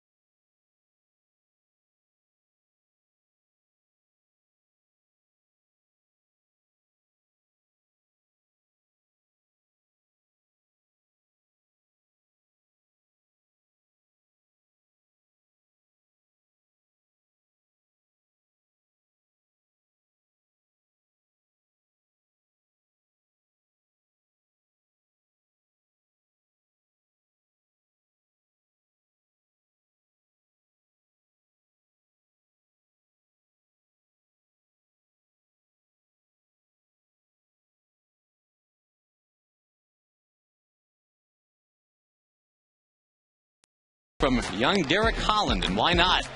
As he returns to the big leagues, he does so with a flourish tonight. He's got 6 strikeouts, Mr. Green. Well, you really like the way Derek has pitched when he's behind in the count. He's had a couple of 2-0 counts that he came back from. He's had runners on base, and he's pitched out of a couple of jams, one in the third. He had a man on second, no out in the fourth, leadoff hit in the fifth. And probably, if you go back to last year, there were several times in this game where it might have gotten away from him a little bit, where he wouldn't have come back from a 2-0 count, where he wouldn't have been able to pitch out of one of those jams. And so you see a kid that's maturing. He's got a year under his belt. He's got the 40 good innings at AAA. He's better now. He's making better pitches. And when you're making better pitches, you're more confident. And that's kind of where he is right now. Yeah, it's one of those chicken or the egg kind of arguments that I always had a tough time following. You can't just tell a guy, okay, be more confident. No, he has to have a reason for right, it. You have to actually have some success in your office, and that mound out there is his office, and he's made himself right at home tonight. I guess, occasionally you'll find a really good athlete who, before he's ever done anything, is just a confident kid, and he rises above his failures, remains confident, turns it around. But I think for the most part, a player needs to have a little success to gain that confidence. past Gio Gonzalez. There's Michael Young with a base hit in the center. His second hit of the night. Heck, you can see guys that are going to the Hall of Fame at some point in time during their career where they lose their confidence. Sure. You know, they're 1 for 21. They start thinking, boy, I might never get another hit. It's a humbling game. There's no doubt about it. And Michael Young just jumping on one from Gonzalez. He kept the curveball away from him, but Michael still got the bat on it, drove it up the middle. I think in any sport, and you can speak to this a lot better than I can, Tag, but I think it's healthy to have maybe an unhealthy dose of confidence. I mean, where, the rest of us go, we, the public, we see it as cocky. But I think to be as courageous as you have to be to get out there and compete at the level that these guys are competing at, you have to have a little bit of that. Yeah, I think that a little bit of that goes a long way. You see some kids that come up and they're overconfident and they don't have any reason to be confident, and it doesn't really work in their favor until they're humbled to the point where they have to kind of start from scratch again. That'd be a great one for one of the sports psychologists to try to help us analyze. I remember a guy in the Orioles minor league system, real hard thrower, came up, spent some time with Baltimore for a while. Brad Pennington, lefty, and he was introduced to Warren Spahn when Pennington was like 20-21, and he had to ask, who is that? He was told, what's the winningest lefty in the history of the game? And Pennington said, well, so far. But you got to like that, though. I mean, why else would you be in the majors if you don't want to take your shot? I think it's a great thing to feel. It's not a real smart thing to say before you've won your first game. Kind of feel that way, but keep it to yourself. That's a good way to put it. Now, if you say it with a wink and a smile, and I think Pennington did that, too. With a wink and a smile, I love it then. Now the guy's got a sense of humor. Well, Kevin Mensch was like that. Remember? I mean, Kevin would make all these outlandish statements about what he was going to do, but he always did it with that great big smile on his face. I don't have any problem with that.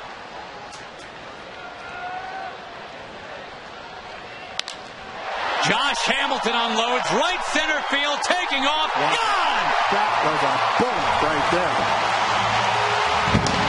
3-0 count. He was swinging 3-0. He was swinging 3-1. Both foul balls. And he was swinging 3-2 and hit a bullet right to the same location. Not quite as far as the home run he hit last night. One last night had a little bit of loft to it, a little more airtime. That one was just a line shot. Didn't know if it was going to get high enough. But that was a bullet. I don't know if you can hit a line drive any harder than that. That got out in a hurry. Tries to sneak the fastball by him. Got a little bit too much of it. And it's now a 4-0 game. And it's curtains for Gio Gonzalez. That's the last pitch he will throw tonight. Hamilton's home run makes it 4-0 and drives Gonzalez from the game.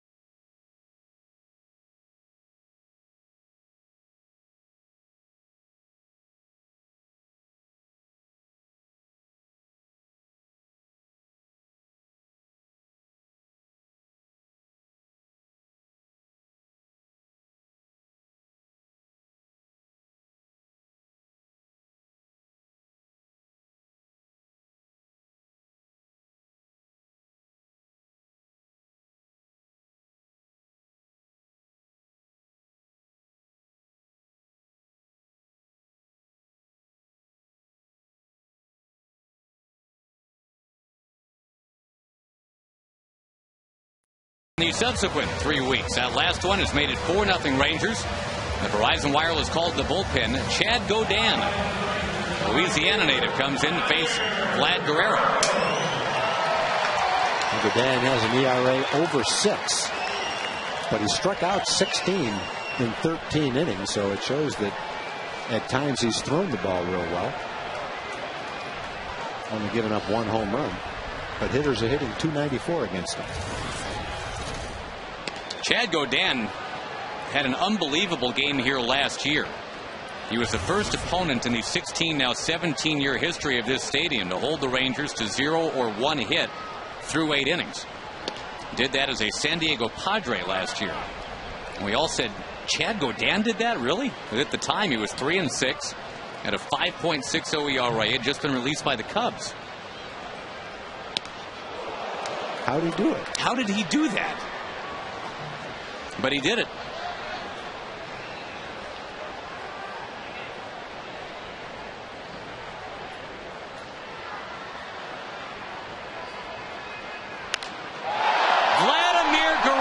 Center field. Goodbye.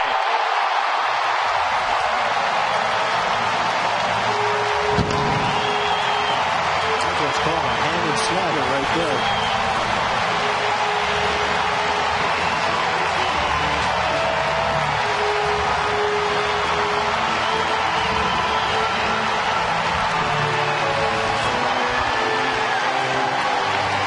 Back-to-back Hamilton and Guerrero for the second time on this homestand.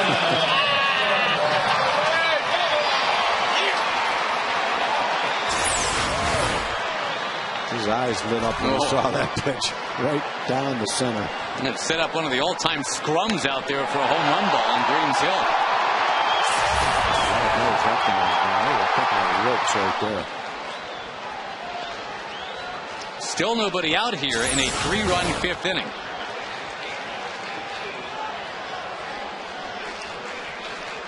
The guy in the purple shirt would have got it if he pulled his pants up.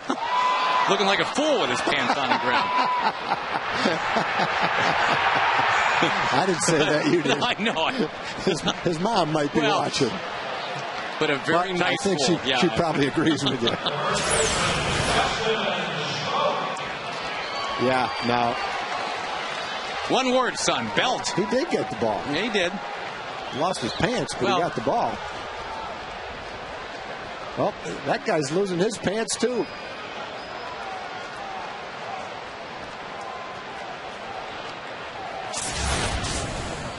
.422-foot home run for Vlad Guerrero. Justin Smoke is going to bounce out to first.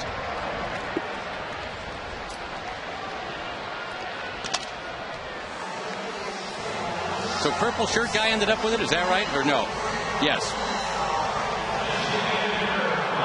Got his pants back up now. Nice wait till somebody calls him and tell him that Tom Greaves said he looked like a fool. No. Oh. That wasn't me. I said I was surprised he was able to get it with his pants down. Right. We've made him pretty famous now, though. He doesn't care. He's got the ball. He's got a ball. And he wasn't the only one with his pants falling off out there either. So that's a look that the older generation doesn't quite get, I have to admit. You guys didn't go around with your drawers out like that? No, we didn't. All right. But I understand it's a pretty popular look now. No, we'll break it out in Toronto. Not real big on Bill Cosby's list of do's and don'ts, though. Garco takes.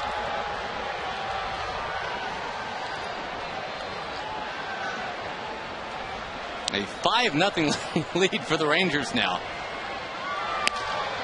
Did you see that guy on American Idol when he was doing it, as he was doing it? No, I didn't see it live. I was watching that night when he did it. Did you know it would become such a viral hit? No, but one of the judges, I think Simon said, you know what? You might just have a hit right there. Well, Simon's the hit maker. I mean, he says it and it is so. You ought to know. When the crooners start to cover that, you know, like when Michael Bublé is doing pants on the ground. Then, then he's made it? Oh, yeah. 2-2 from Godin. He is inside to Garco.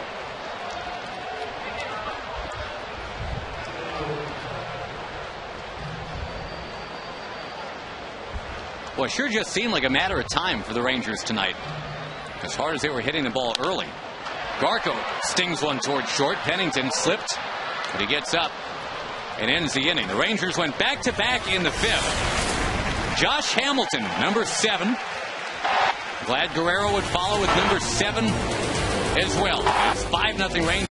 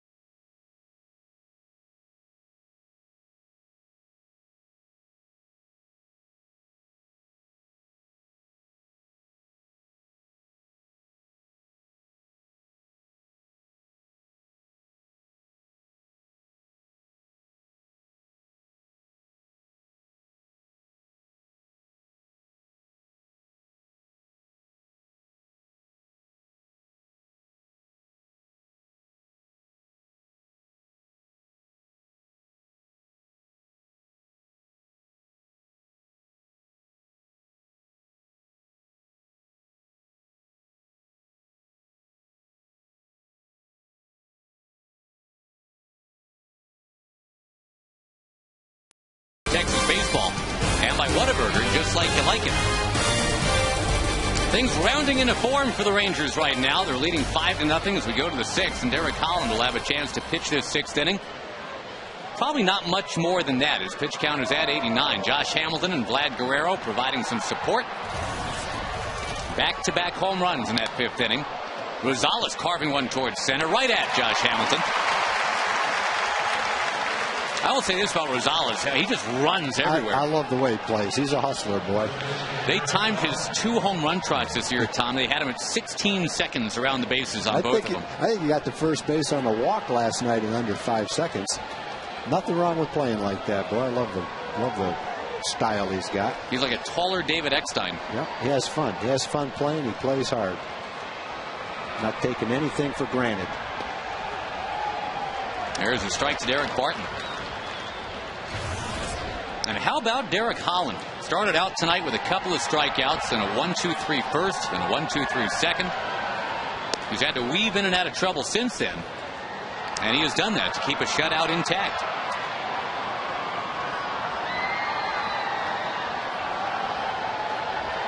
He's done a lot of good things tonight, including the pickoff at first base of Wright Davis, 1st and 3rd and 1-0. That's got to be a strike. Those last 2 pitches had to be strikes. We'd show you the tracker, but it's out for maintenance for just a few pitches. Well, isn't that convenient? Well, I'm sorry. I just work here. That one is definitely outside. How can you second guess the umpire without the I know. Speaking of taking stuff for granted. Where would we be without our rectangle? Now it's just my word against his. I know. Very old school. Foul, 3-2. As a wave crests around the ballpark. You were talking about the pickoff. The Home Depot presenting, doing more on defense. They surprised Davis. That was a beautiful pickoff. Not much work for Bob Davis on that one.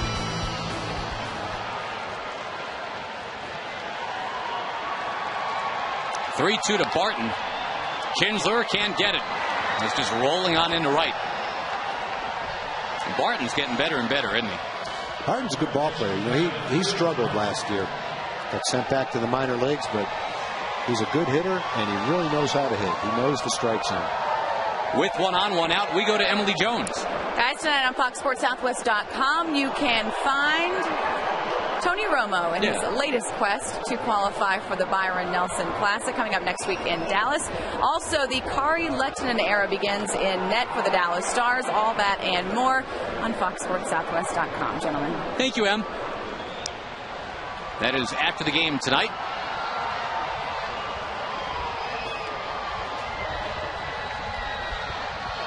Kevin Kuzminoff has been a tough out for Derek Holland going back to last year.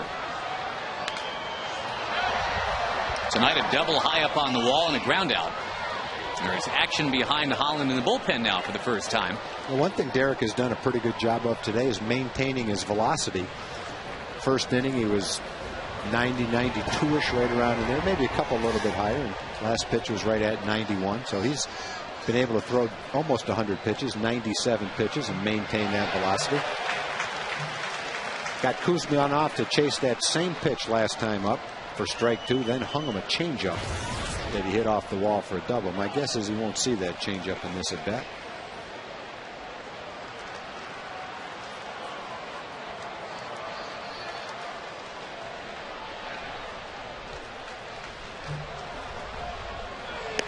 High fastball. 92.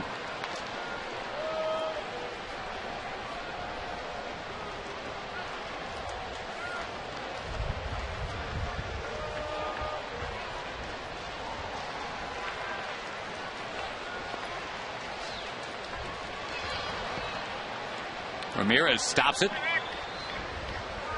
Max has done a pretty nice job. These last couple games that he's started, nothing getting by him. I think the indication that Max is getting better behind the plate is you don't notice him back there anymore, which is a compliment. Nobody's shaking him off time after time like a couple years ago. Now, it looked like Scott Feldman and Max had a little bit of a problem with that the other day, but for the most part, no, you don't see that. And he's blocking the balls he should block. And he's captured a strikeout pitch. Well, there's just a good example in that at bat of Derek being able to do what he wants with his off-speed pitches. 2 sliders, both good pitches out of the hitter's zone, and he got Kuzminoff to swing at both of them. 7 strikeouts for Derek Holland, and he's basically doing exactly what he was doing down at AAA. Keeping the ball in the yard, piling up some strikeouts. There you go, another one. Good pitch. Lobbed it right in there for strike 1 to Sweeney.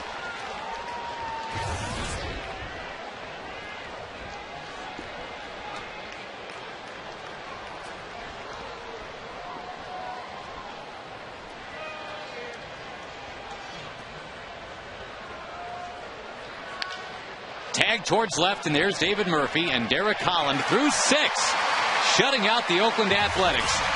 Rangers 5 and the A's nothing.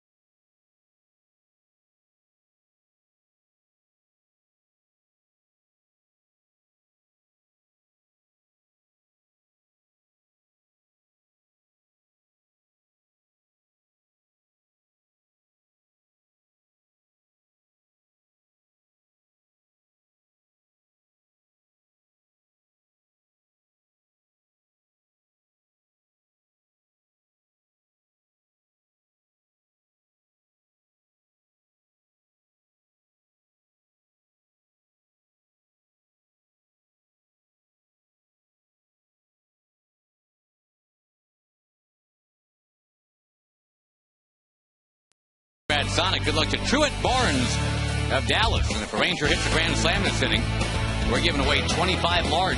You can register at any North Texas Sonic restaurant. Rangers trying to reclaim sole possession at first place. They're on their way with a 5-0 lead tonight. David Murphy takes the strike. The Rangers, 15 straight games in it tonight, Tom. Their games have been decided by 3 runs or less. Wow. So this is some rare breathing room for the Rangers. For or against. The team record is 17 such games in a row, decided by 3 or fewer. Every game has been a save situation for somebody. Rangers trying to build on that lead here against Chad Godin. We'll check some scores for you this inning from around baseball. Murphy, a roller to second base. 1 man up and 1 man down. Earlier today, the Tigers shut out the Yankees 2-0. Now the Yankees returning the favor in the nightcap of the doubleheader. They've got 6 runs in the top of the 9th. And they're leading 8-0 in Detroit tonight, game 2. The Orioles are trying to kick the Mariners further down the hill. Baltimore leading 5-1 over Seattle in the 9th. Angels trying to rally against Tampa Bay. It's Tampa Bay 4, the Angels 3 in the 9th inning. The Angels, as we've talked about tonight, have struggled too. Max Ramirez tees off, drives it deep to center. At the track, at the wall, Max Ramirez hits it out. They made the call 2 innings late, 2 innings early. I'll give you partial credit. Okay. 3rd big league homer for Max Ramirez. And a Sonic Slam winner to make it 6-0.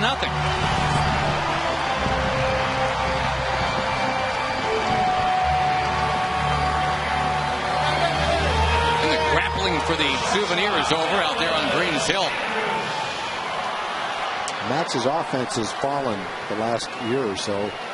But when he first got to the Rangers organization, he was a major offensive force and prospect. And that doesn't mean he can't rekindle that. Andrews towards right.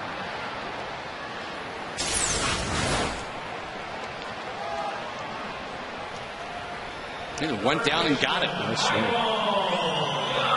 He had a double in his last start, and that helped win the game. We are not going to show you the end of this particular scrum again.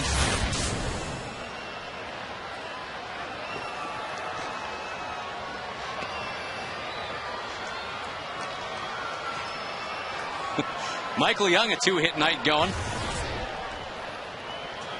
His single came right before the Josh Hamilton homer last inning. Now Michael Young driving it off Godin. To the track, to the wall, gone again!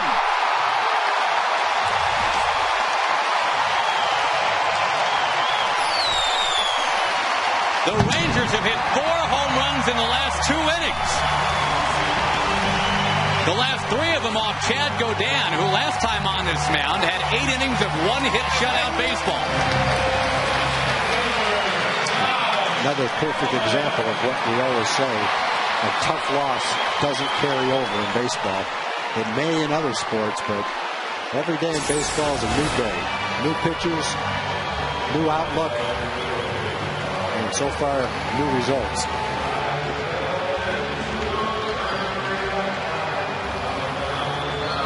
Third of the year for Michael Young. They got to get somebody up in the bullpen. They do now. Henry Rodriguez. Nice catch, sir.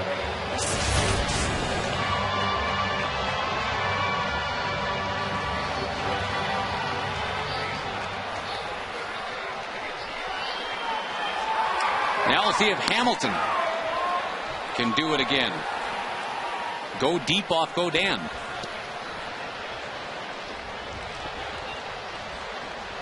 Remember, the Rangers had that stretch of 25 games where they didn't have 2 home runs in an entire ball game. Now they've had 2 home runs in an inning, 2 straight innings.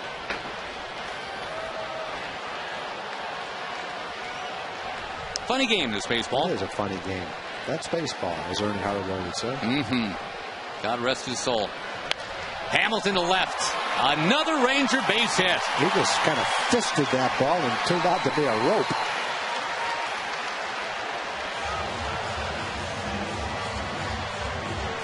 This is not going well for Chad Godin.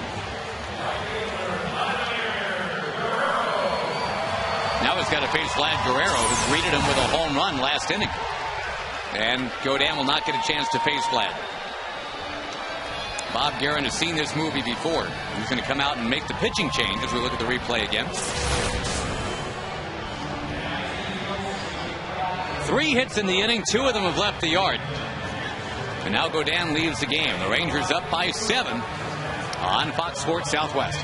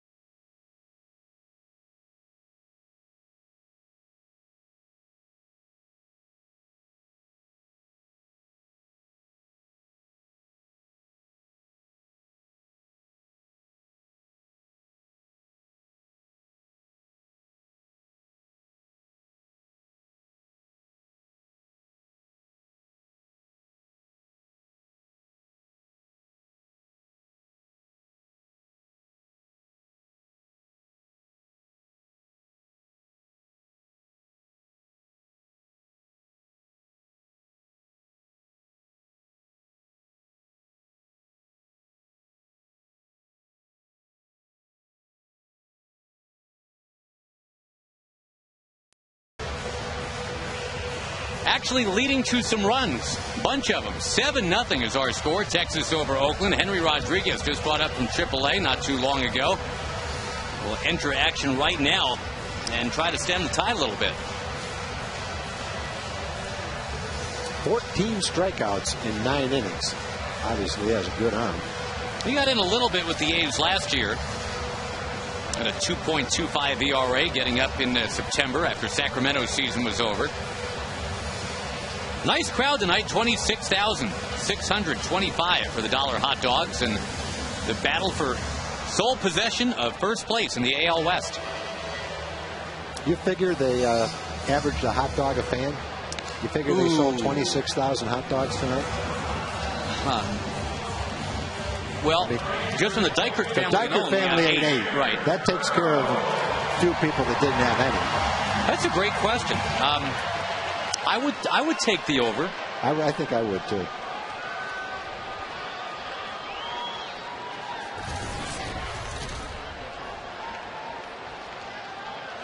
Vlad Guerrero 2 for 3, including a home run. Wow, there's some heat. 98. He struck out 14 in 9 innings.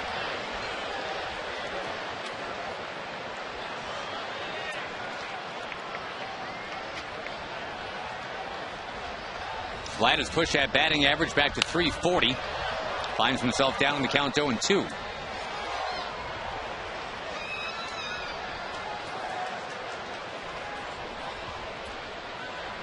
Two in the 4th, 3 in the 5th, and 2 here in the 6th for the Rangers. Max Ramirez and Michael Young hitting the home runs in this inning. And now Vlad to right field down the line. Hooking into the crowd.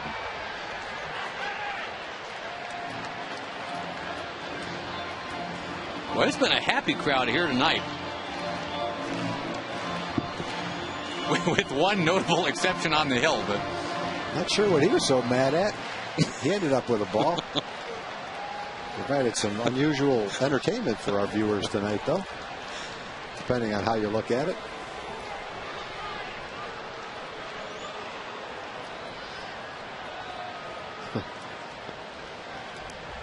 That was pretty impressive the way he stole that ball away from those 10-year-olds out there, though. Well, the celebration is for what we are sorry for showing you.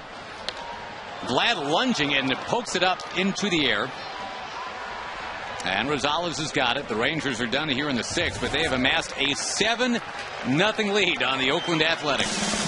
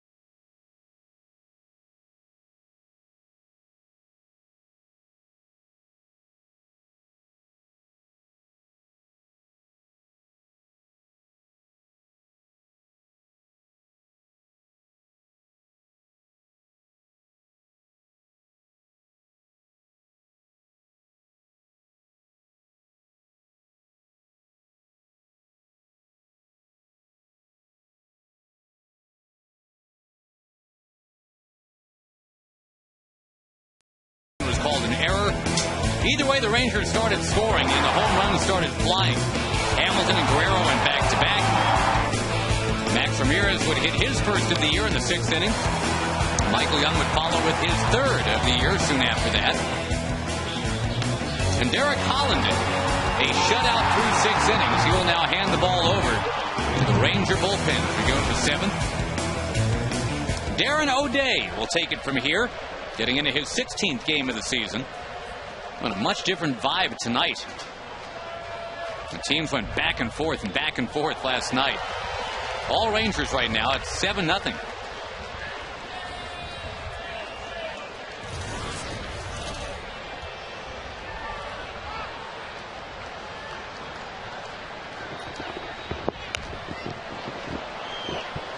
Jake Fox, Landon Powell, Josh Donaldson do for Bob Guerin's Oakland A's.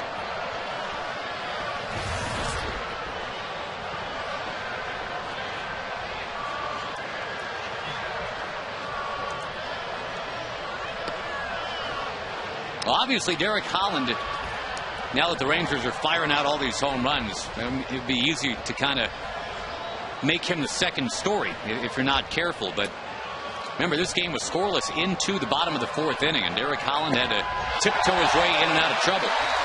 He did it beautifully, and there's O'Day with a strikeout at Fox. We will send it away to Jim Knox. Okay, John, time for the progressive fan of the game. I'll tell you what, this is perfect because this is Kelly Grubbs. Before the game, Kelly got in a car wreck, turned his car 3 times, and still made it to the game. Wow. Absolutely. Hey, Johnson, Tom, stay hard, brother. Oh, there we go. We got the arm and sling just about. He got the progressive fan back, the hat, the shirt, and the car's in the body shop right now, right? Hey, oh yeah, but I don't want this back again. Getting here that way, upside down will score. There we go. Okay, Kelly, thanks a lot. Playing hurt out here. That's impressive, and all I can say is we'll do our best, sir. Well, I tell you what, if I were a player and heard that, I wouldn't want to come out of the game with anything. Guy flipped his car 3 times and still came to the game. I was going to say, now that's a fan, but wow.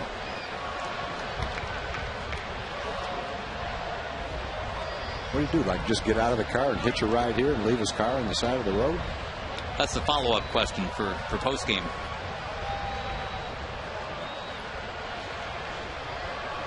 Landon Powell will take a strike from Darren O'Day. Well, there is a reason, I would suppose, unless there's a full moon out, that the crowd is this lively tonight. The Rangers looking to grab first place away from the A's, and they're up by 7 here in the 7th inning.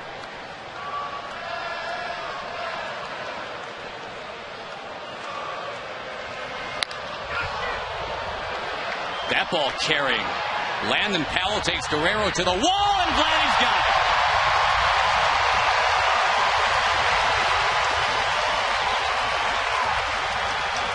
Now, even though Vlad doesn't run like he did when he was 25 years old, when you watch him on the bases and you watch him in the outfield, you can see the instincts that he has. He knows right where the wall is. And there's nothing in the game that he couldn't do easily when he was younger.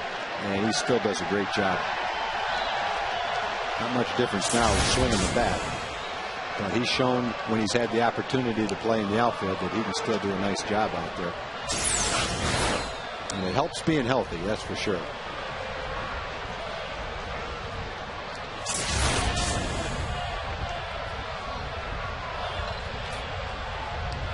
Our first O'Day chance of the year. That? You hear that? Yeah.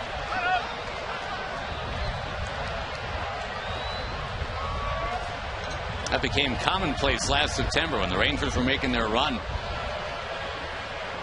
Sort of sounded like Chelsea v. Liverpool out here. Well, he deserved it. He's pitched 12 in the third, 13 innings now. Hasn't given up a run.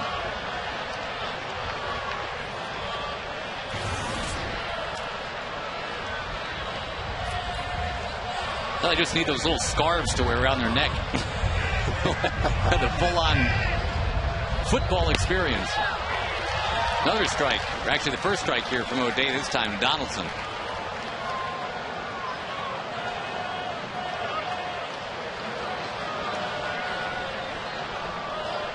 Wind picking up a little bit now here at the ballpark. As O'Day will find that outside corner. See, I told you the wind was picking up. Sure is.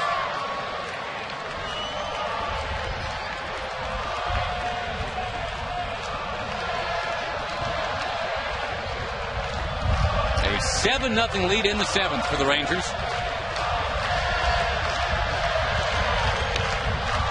And now the crowd is starting to really get into that chant.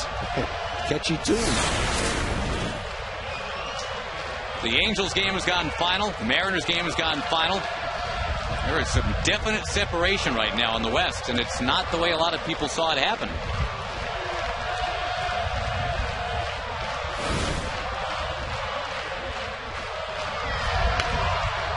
That ball fouled into the singing populace. Donaldson almost fell down trying to swing at that pitch.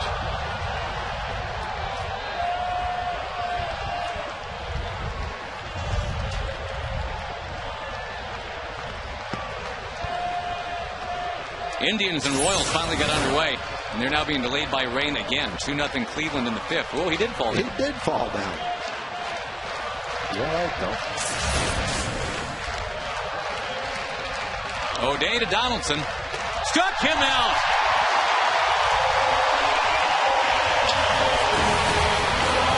Seventh inning stretch at the ballpark. What a night.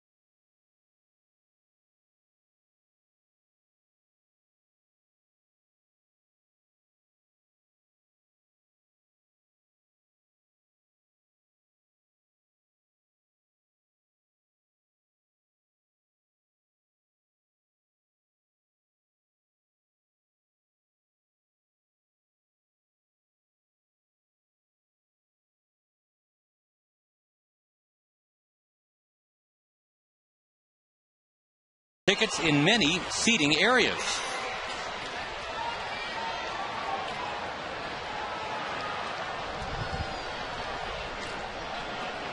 Okay, we go to the bottom of the 7th inning, and Ian Kinsler already with 2 hits tonight. And what's become a very windy evening over the last couple of innings. The Rangers have gotten some baseballs up in the air, and out they have traveled. 4 home runs in the last 2 innings.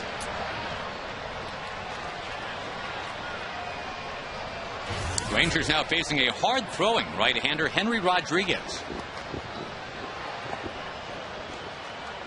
And Ian Kinsler gets one over his head. Wow. We were talking earlier with Mark McLemore about the old code of if you tap dance down from third and rile another pitcher, sometimes you get one near your person. As a hitter, that startles you. You watch Ian. Doesn't even know what to do with that pitch. No idea if that's a purpose pitch or not, but I wouldn't feel real comfortable right now, though. Guy throwing 98 miles an hour. Throws one over your head like that. Not give you real confidence he's going to find the strike zone. He's gotten to 3-0 on Kinsler. Now apparently his control has returned. It is 3-1.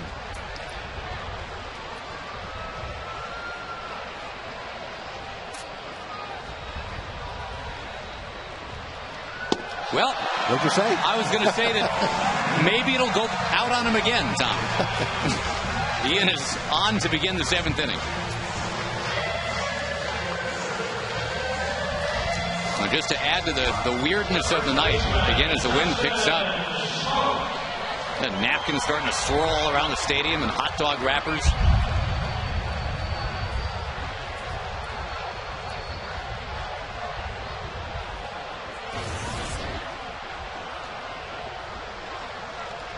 Real nice Wednesday night crowd, 26,000 plus. Tomorrow it's a day game, and C.J. Wilson for the Rangers against a guy that a lot of people thought would be a Ranger, Ben Sheets. It was off to kind of the opposite start of C.J. C.J.'s got an ERA of 1.5. Sheets is at 6.5. Two guys who were 8th inning specialists last year, C.J. Wilson and Phil Hughes, have the top 2 ERAs now as starters in the American League. What would you call that? A changing of the guard? Wilson, Hughes, Fisker, and Price.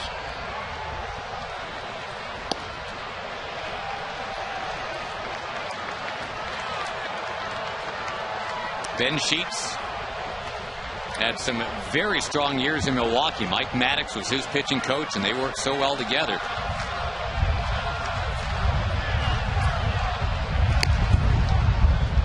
Another bullet for a strike.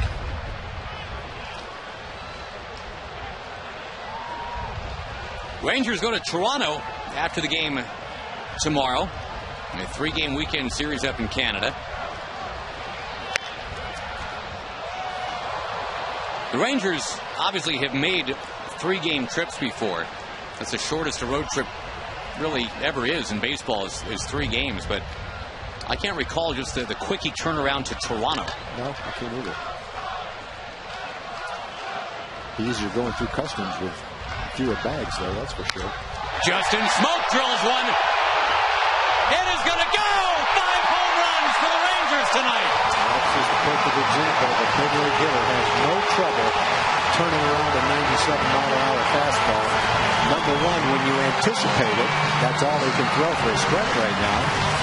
And then you get it in a good location to hit.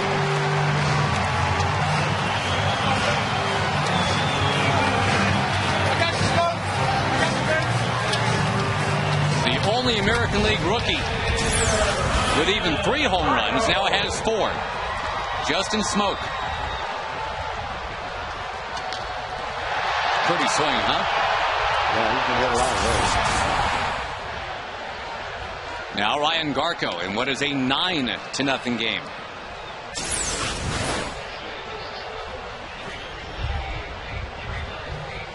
Home runs were tough to come by for the Rangers for a long time this year. Very un-Ranger-like. They had a couple yesterday. They've got 5 tonight against an Oakland team that usually keeps the ball in the yard. After all the nail biters we've had, Ron Washington kind of due for a game like this. 5 of the last 12 Ranger at-bats now, Tag, have been home runs. Wow.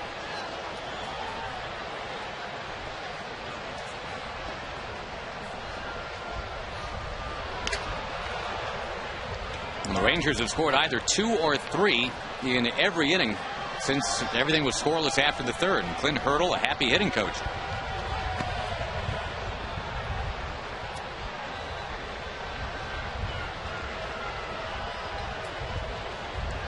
Blue Jays beat the Red Sox today 3-2. Twins same score over the White Sox. Tigers and Yankees split a doubleheader.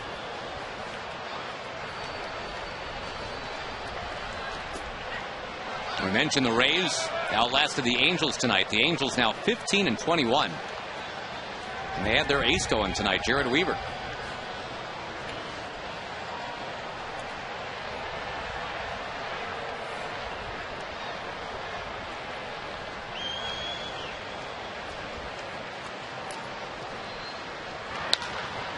Bouncing ball from Garco towards short. That's the first out of the inning. Over in the National League, the Astros have a lead tonight in St. Louis, 9-5. Lance Berkman's hit a home run. There's talk that if Houston doesn't turn it around, that maybe it's time for Lance Berkman to pack up and get dealt somewhere else. I think I read somewhere where Lance Berkman said he wouldn't keep the Astros from doing that if that's something that they felt was in their best interest.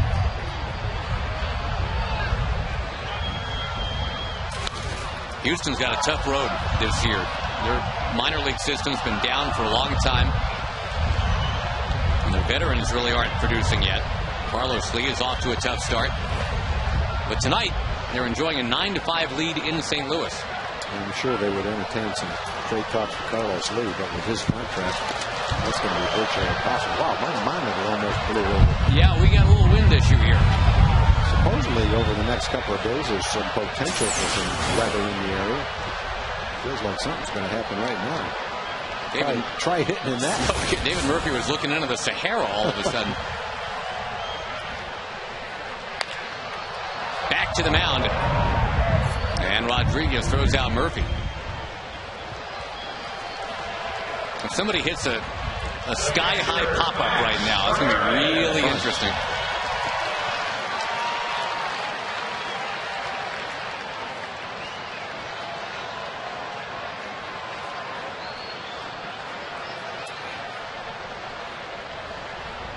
Max Ramirez homered last time up.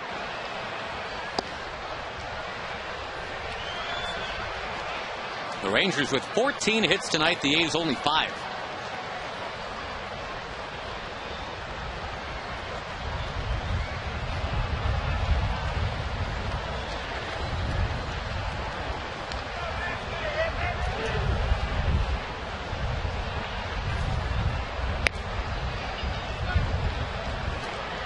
The game tomorrow, by the way, as the Rangers play in the sunshine tomorrow.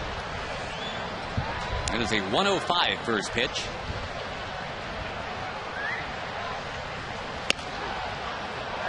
Then a 6:07 North Texas time start Friday night on TXA 21 from Toronto. That'll be Rich Harden making the start for Texas.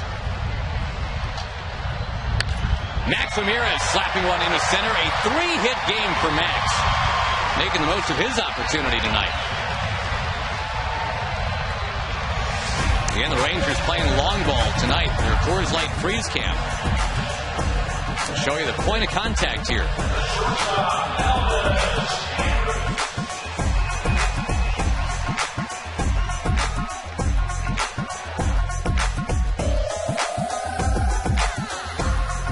Rangers had a stretch earlier this year where they had 5 home runs in 12 games.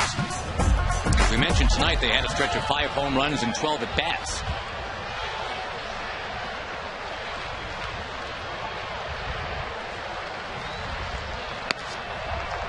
Upstairs to Andrews, who doubled back in the first.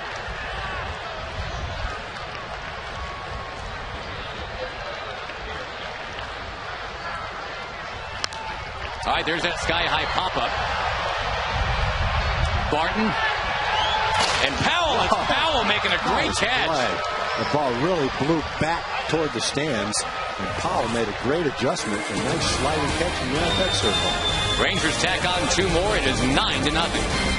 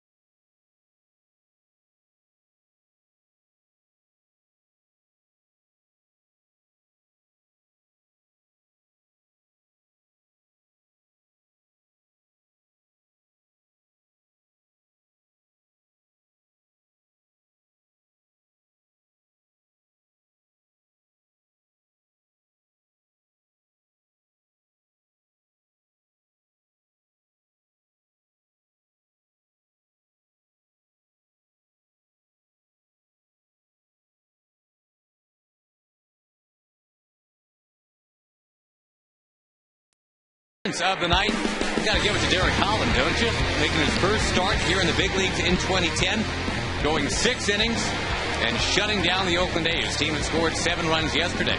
Yeah, it was a terrific job by Derek, and you love the way he wasn't in trouble a lot tonight, but when he was, he really pitched well. When he was behind in the count, he came back. When there was men on base, leadoff men on base, he got out the next hitters and kept them from scoring.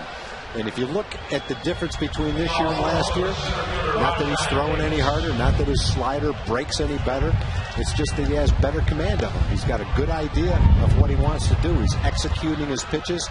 He's pitching with confidence, and it's great to see him follow up 40 tremendous innings in AAA with a nice start tonight, too. Got to be great for his confidence, a nice boost for the Rangers. All in all, a great night. If not a windy night, Doug Mathis will step into that. Andres Blanco will take over for Michael Young at third. Give Mike a couple innings off. Julio Bourbon is in center. Josh Hamilton now moves to left. Murphy's in right. And the Rangers leading comfortably, 9-0. Davis a check swing foul.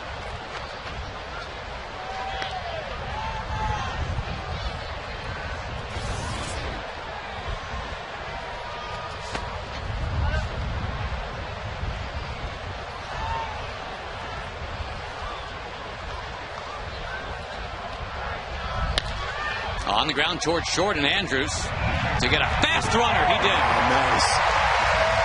As you watched him field a fairly slowly hit ball, you started to wonder, how's he going to get it over there quick enough to get Davis, who can really fly down the line. And then you saw, just didn't stay in his glove very long.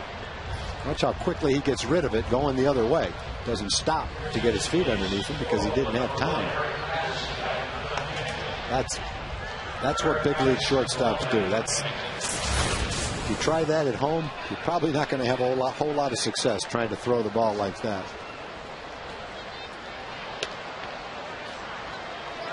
We got a pinch hitter here, Eric Patterson. Patterson for Pennington. I'm just going to write down P''T-O-N. That's what I do for Pennington anyway. So as far as I'm concerned, it's the same guy. That'll work. I don't really feel like working right now, you know.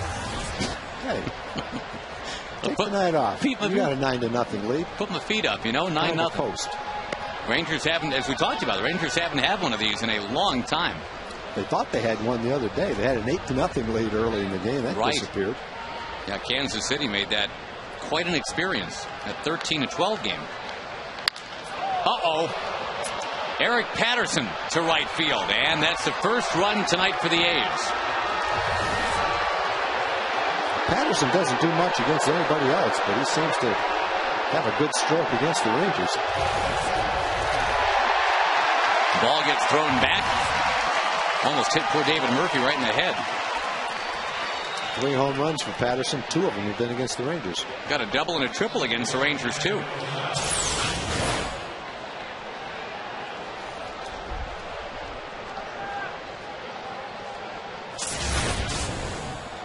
So now 9-1, and Adam Rosales will take inside. That is the 6th home run of the ball game tonight. Now Rosales pounds one more bone, moving over, and he's got it. 0 for 4 night for Rosales. He's lined out to the outfield 3 times tonight. But look at him go. There are some times in the game where you just don't feel like hustling, but it doesn't affect him. He does it all the time. Gotta like that. Hey, folks, Fridays at Rangers Ballpark are fantastic fireworks Fridays. Friday, May 21st, you can get $10 tickets, $5 parking, see the Rangers and the Cubs. Presented by 105.3 The Fan, the postgame fireworks show courtesy of Windmill Suites.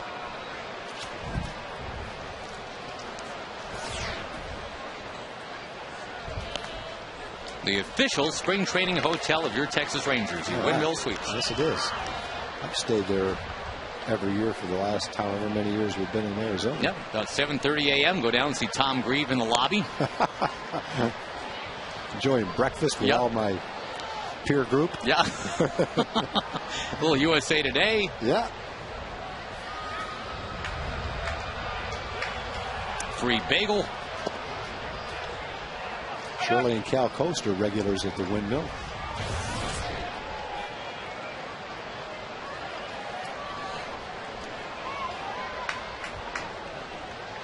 Two-one pitch coming to Derek Barton. Now 2-2. See Dorothy and Stan Luska there all the time too. Those families are very good friends. They travel together to Ranger games a lot. There's a Domino's game going out in the lobby. Yeah, that's Dorothy and Stan are playing with Shirley and Cal. Mathis lost the grip on that one. 3-2.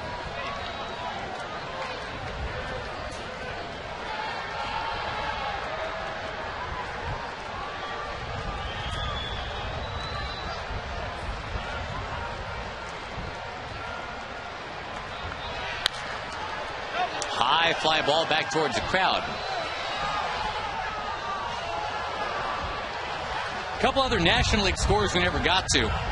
The Braves getting closer to 500. Got a 9-2 win in Milwaukee. Derek Lowe goes to 5-3. The Nationals rallied past the Mets 6-4. The Washington Nationals at 19-15. Another win in relief for Tyler Clippard. He's now. That guy lost last night, I think. He's 7-1. 7 of the team's 19 wins for Tyler Clippard. The Rangers win tonight, they'll have the same record as Washington. And at the beginning of the season, you would have said, oh, no. Yeah, right? pretty much. By the way, the Nationals' super prospect, the pitcher Steven Strasburg, 6 innings of no-hit ball at AAA tonight. So he's pretty close to ready, huh? Yeah.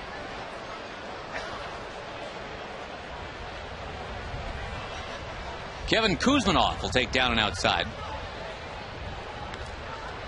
Cubs beat the Marlins 4-3. And the Reds shut out the Pirates 5-0.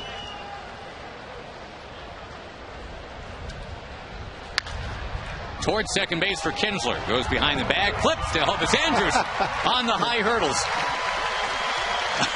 It is 9-1. And the Rangers about to bat in the bottom of the 8th.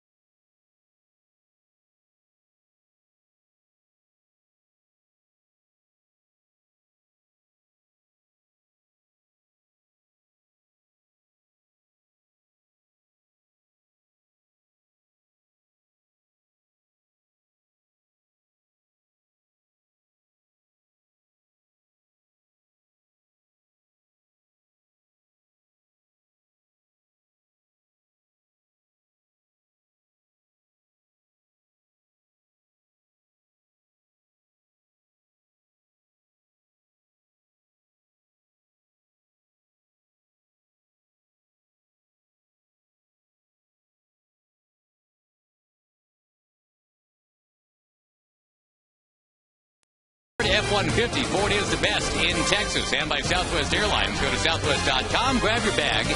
It's on.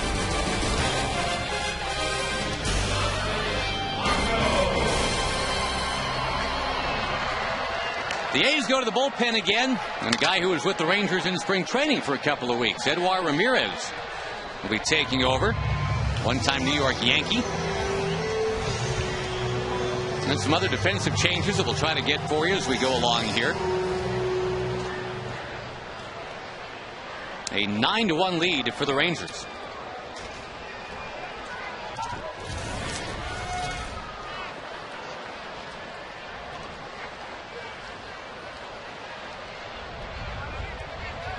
Andres Blanco will bat for the first time. Came on defensively for Michael Young.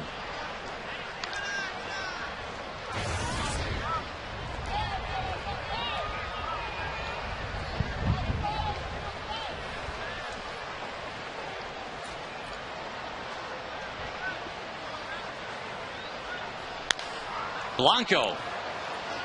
Wouldn't you know it, the wind has died down a little bit, because this has been an adventure lately. Patterson, who's moved in to play second base, will make that catch. Well, the fielders are anticipating problems with the wind. They're very alert when that ball goes up in the air. Not sure what kind of wind they feel down in the field, but boy, those flags are whipping. Gabe Gross into the game to play right field. Looks like Adam Rosales has come in from, or moved from second base over to short.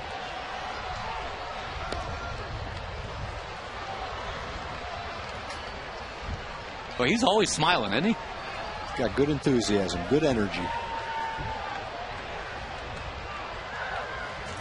Josh Hamilton, who had the home run earlier. And he just missed back in the first inning, too. Took one in the left field wall.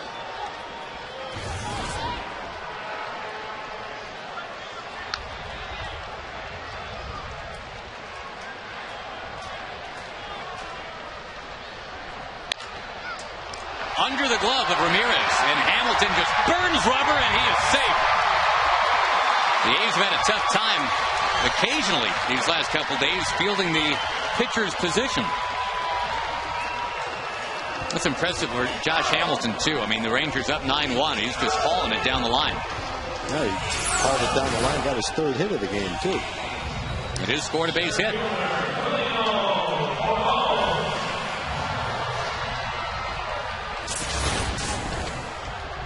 Julio Bourbon, who came on defensively, will bat in Vlad Guerrero's place. And a strike from Ramirez.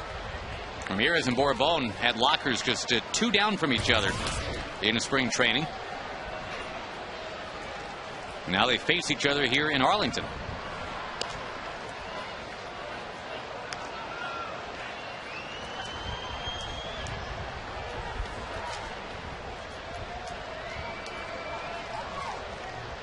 Guerrero 2 more hits tonight, including another home run.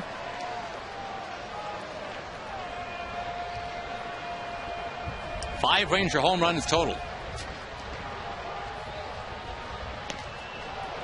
Ramirez has a really good changeup.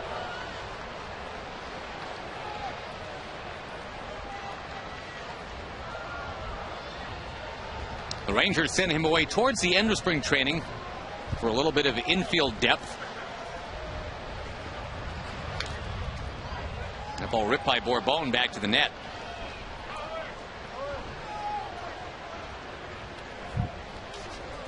This was a scoreless game into the bottom of the 4th. And the Rangers 2 in the 4th, 3 in the 5th, 2 in the 6th, and 2 in the 7th.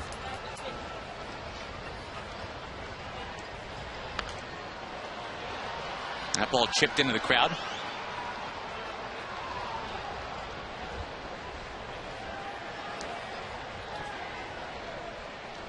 Well, these two teams came in tonight. I mean, not only even up in the wins and the losses column, but if you looked a little deeper, so many of the categories, they were just right next to each other. Towards center field, it's a long run for Davis. Whoa, he won't get there. And Hamilton quickly to second base. It's a bloop base hit for Julio Bourbon.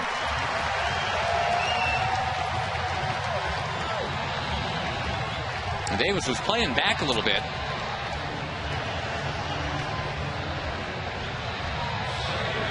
I was going to say, Tom, the Rangers came in with a .256 batting average. The A's at .255. The ERA was Rangers .376. The A's .379. Fielding percentage .982 to .983. And that's why they had the same record. And they got the exact same record. The stats add up to the same record. All Rangers tonight, though. And they will be the first place team in the AL West come tomorrow. Picking up a game on the bottom feeders tonight because the Angels lost and the Mariners lost.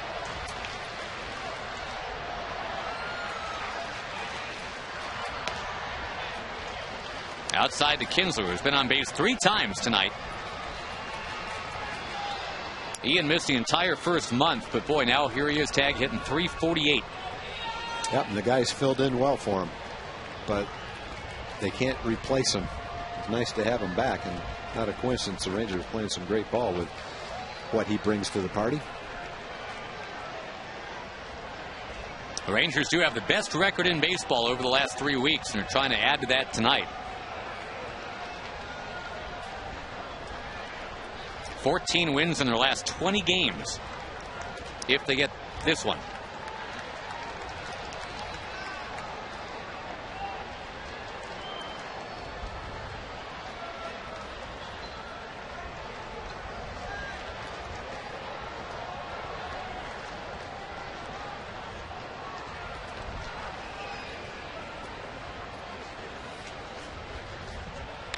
Kinsler turns on it, but he's going to sail it foul.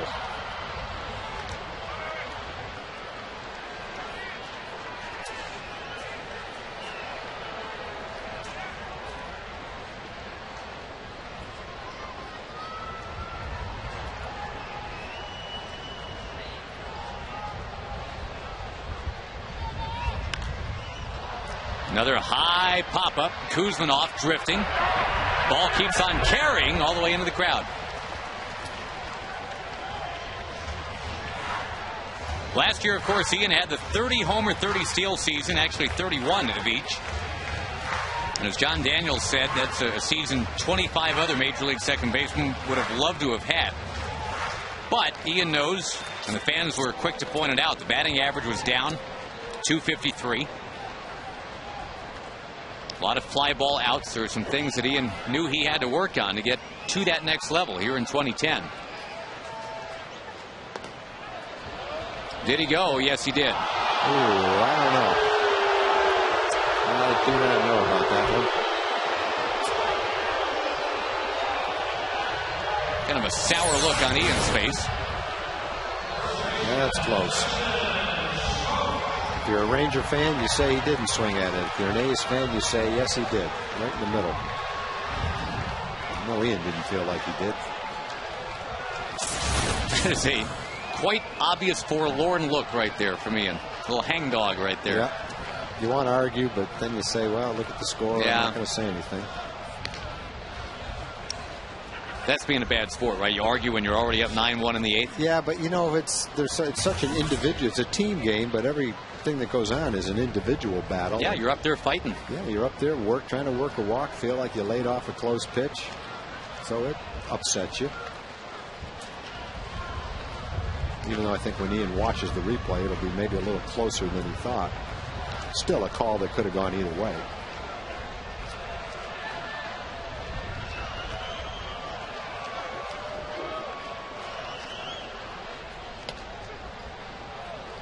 Served in there for a strike to Smoke, who's got one of the 5 Ranger homers tonight.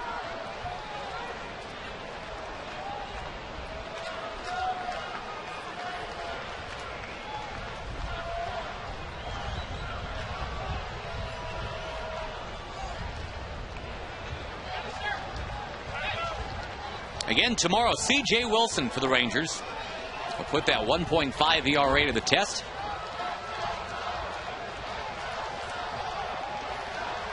What a story CJ's been.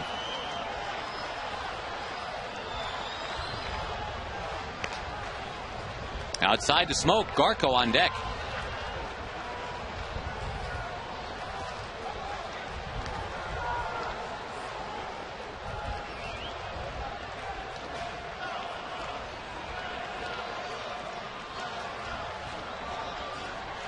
Outside again. Came with a 3-2 change. Well, Ryan Garko is still looking to prove to these Ranger fans that he is a power hitter. And if he gets one up in the air, I think he would convince the masses.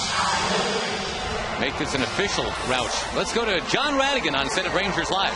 Yeah, Josh, getting down here ready for Rangers Live, and what a difference a night makes. This show will be markedly different from last night's disappointing look back at a game that the Rangers might have won. I don't know everything we'll have. I know we'll have lots of postgame, lots of analysis, and at least one analyst gloating about his player to watch. Do you remember Mark McLemore working without a net and naming his player to watch? That's coming up on Rangers Live, guys. All right, we'll pay that off for you. Thank you very much, John. Good luck not blowing away down there.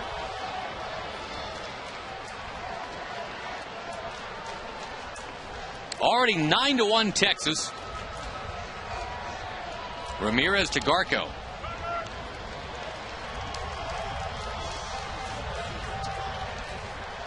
Got an infield hit, a blue pit, and a walk to load him up here in the 8th.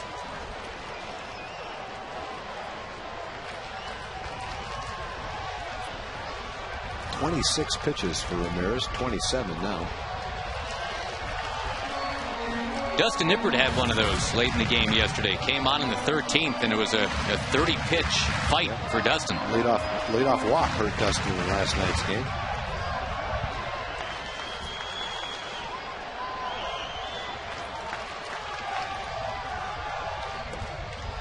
Garko takes and puts himself in a great spot at 3-1. And no place to put Ryan Garko. You got to figure you just sit and wait on that pitch that you know you can drive. The A's used 6 relievers last night. The 3 tonight are the 3 that didn't pitch in last night's game. Godin, Rodriguez, Ramirez, and all of them have struggled tonight. There's some struggling to make it 10-1.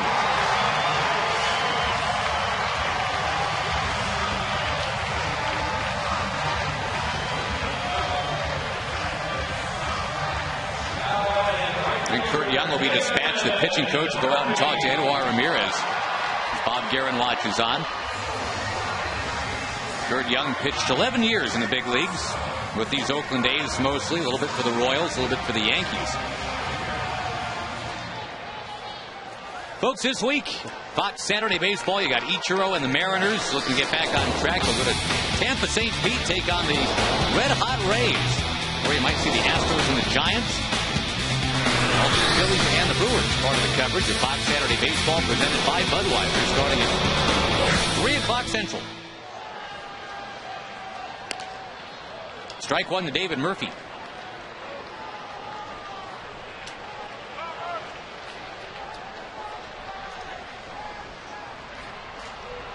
Murphy reaching on an error back in the 4th. Finds himself behind 0-2.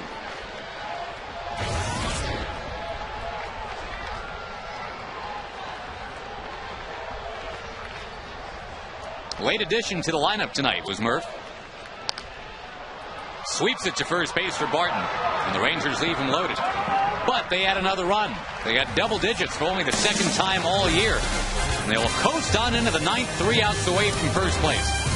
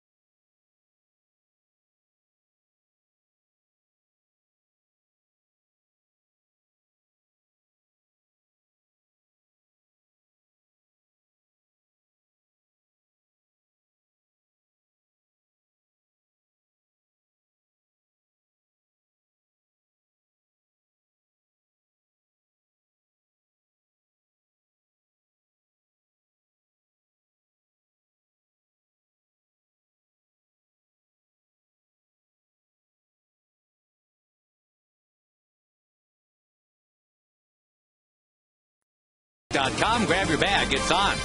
By Progressive. For a money-saving car insurance quote, call 1-800-PROGRESSIVE. And by the Ford F-150. Check out the 2010 F-150 and drive one. Ford is the best in Texas. Derek Holland up from AAA. He actually was up here a few days ago, but didn't get activated until tonight. Expressly to make this start. And, boy, he was terrific. Yep. I don't blame Derek for smiling. Good feeling to be back. Gabe Gross will bat for the first time. And he will do so against Doug Mathis. 17 hits for the Rangers tonight. And they have scored in each of the last 5 innings.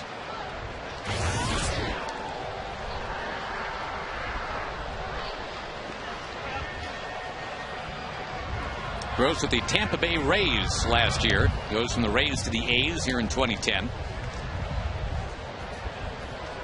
Tampa Bay winning its game tonight out there in Anaheim. And the Rays continue to be the lead dog here in the majors this year. They're 24-10. They're 15-4 on the road. Wow. I like when I get a wow out of you. You wouldn't have thought that they were 15-4 on the road. What are they at home? 9-6. 9-6. Well, they're good either way. They got a good team. Good pitching, good defense, speed, power. They've got it all. Young team. They got some problems coming up, though. Not this year, but Carl Crawford can be a free agent. Yeah. A lot of people already see him as a fit in Anaheim. Well, he's going to have some suitors, no doubt about it. Yankees will probably be interested. I'm sure Tampa Bay's interested, but he may be out of their price range. Carlos Pena, be a free agent fairly soon. So they've got a young team. They've got an excellent farm system, but they're kind of built to win this year. Not that they're going to have a problem with talent over the years, but they're going to lose eventually a couple of their best ones. Pretty solid in the pitching staff, and the way the contracts stack up there. Right down the line, and Blanco almost got a wow out of you on that one, I'm sure. That was something. There was some kind of swing right there by Gross. Somehow that ball stayed fair.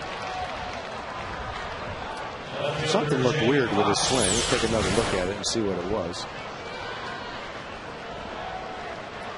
He's already, his leg goes flying out while he's swinging the bat. Whoa. Pretty effective. Step to right and hit to left. That was almost a play you'll watch all night long. You know, the fact that he wasn't out at first doesn't diminish the talent that it takes to do that. Man, just to right yourself and get it headed in the right direction. Even though it wasn't an out and it wasn't a perfect throw, hard to imagine a perfect throw after going through that. Here comes Blanco charging. He'll barehand and fire, and it's wide again. 2 chances in a row that were almost impossible that he gave a good try to. There's 2 back-to-back hits. Blanco finally gets to play a little bit and gets tested. No way he could have gotten the man either time. No. Doug Mathis is looking for a hard hit ball right at somebody after those 2 hits. Meantime, I'm scouring the out-of-town scoreboard, seeing if I can get you to say wow at least one more time here. Wow, are you really? All right, I'm done. There you go. Not a lot here. Padres 2, Giants 2 in the third? No. Not quite. Oh. Not quite. I'll reload. Hang on. All right, I got one. In the Nationals game against the Mets, pair of home runs, including the go-ahead drive off of K-Rod by Roger Bernardina. Wow. His second home run of the game. Wow. He had never had a home run in the big leagues. He had 2 today.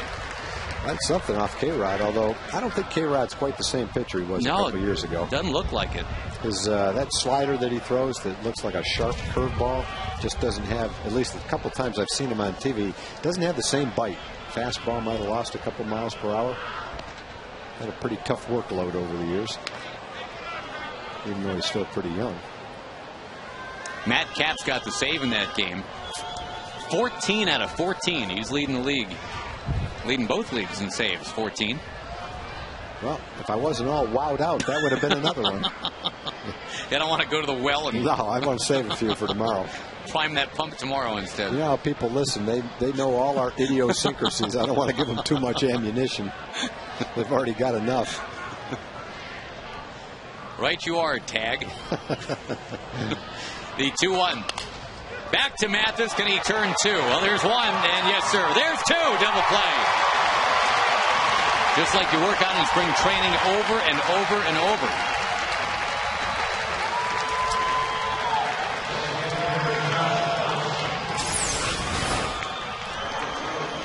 It had been about 3 weeks for the Rangers since they've had a game where they could just kind of exhale in the 9th inning and know the outcome.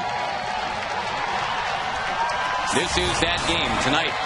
A 10-1 lead on the soon-to-be second-place Oakland A's.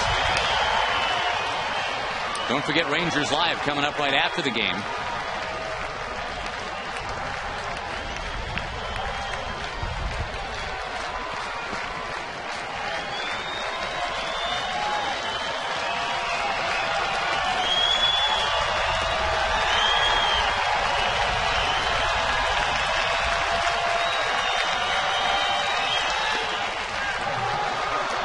C.J. Wilson against Ben Sheets tomorrow. A 1:05 first pitch.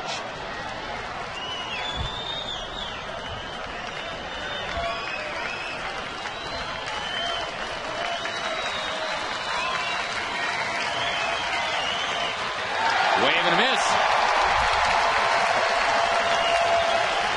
Now these fans are feeling first place. Long way to go. It's only May 12th, but this does feel pretty good, doesn't it?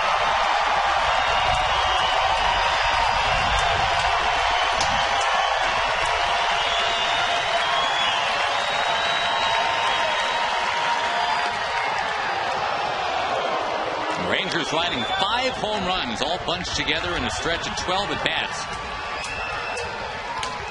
And, of course, that fine pitching tonight from Derek Holland.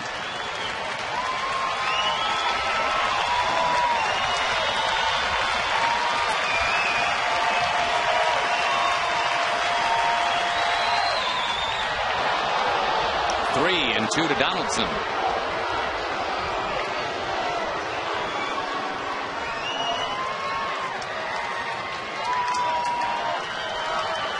Could have been.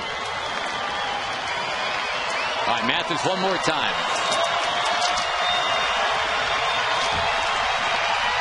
Ball game! Holland and the Rangers are in first place all alone. A 10-1 rout of the Oakland A's tonight. And a game that was scoreless into the bottom of the 4th, but the Rangers got cranking from there. And they can take a 2-game lead on the A's tomorrow if C.J. Wilson can get it done. This lefty absolutely got it done. Derek Holland gets the win as the Rangers roll against the Oakland A's. Again, that final tonight, the Texas Rangers 10, the Oakland Athletics 1. Rangers Live is straight ahead on Fox Sports Southwest.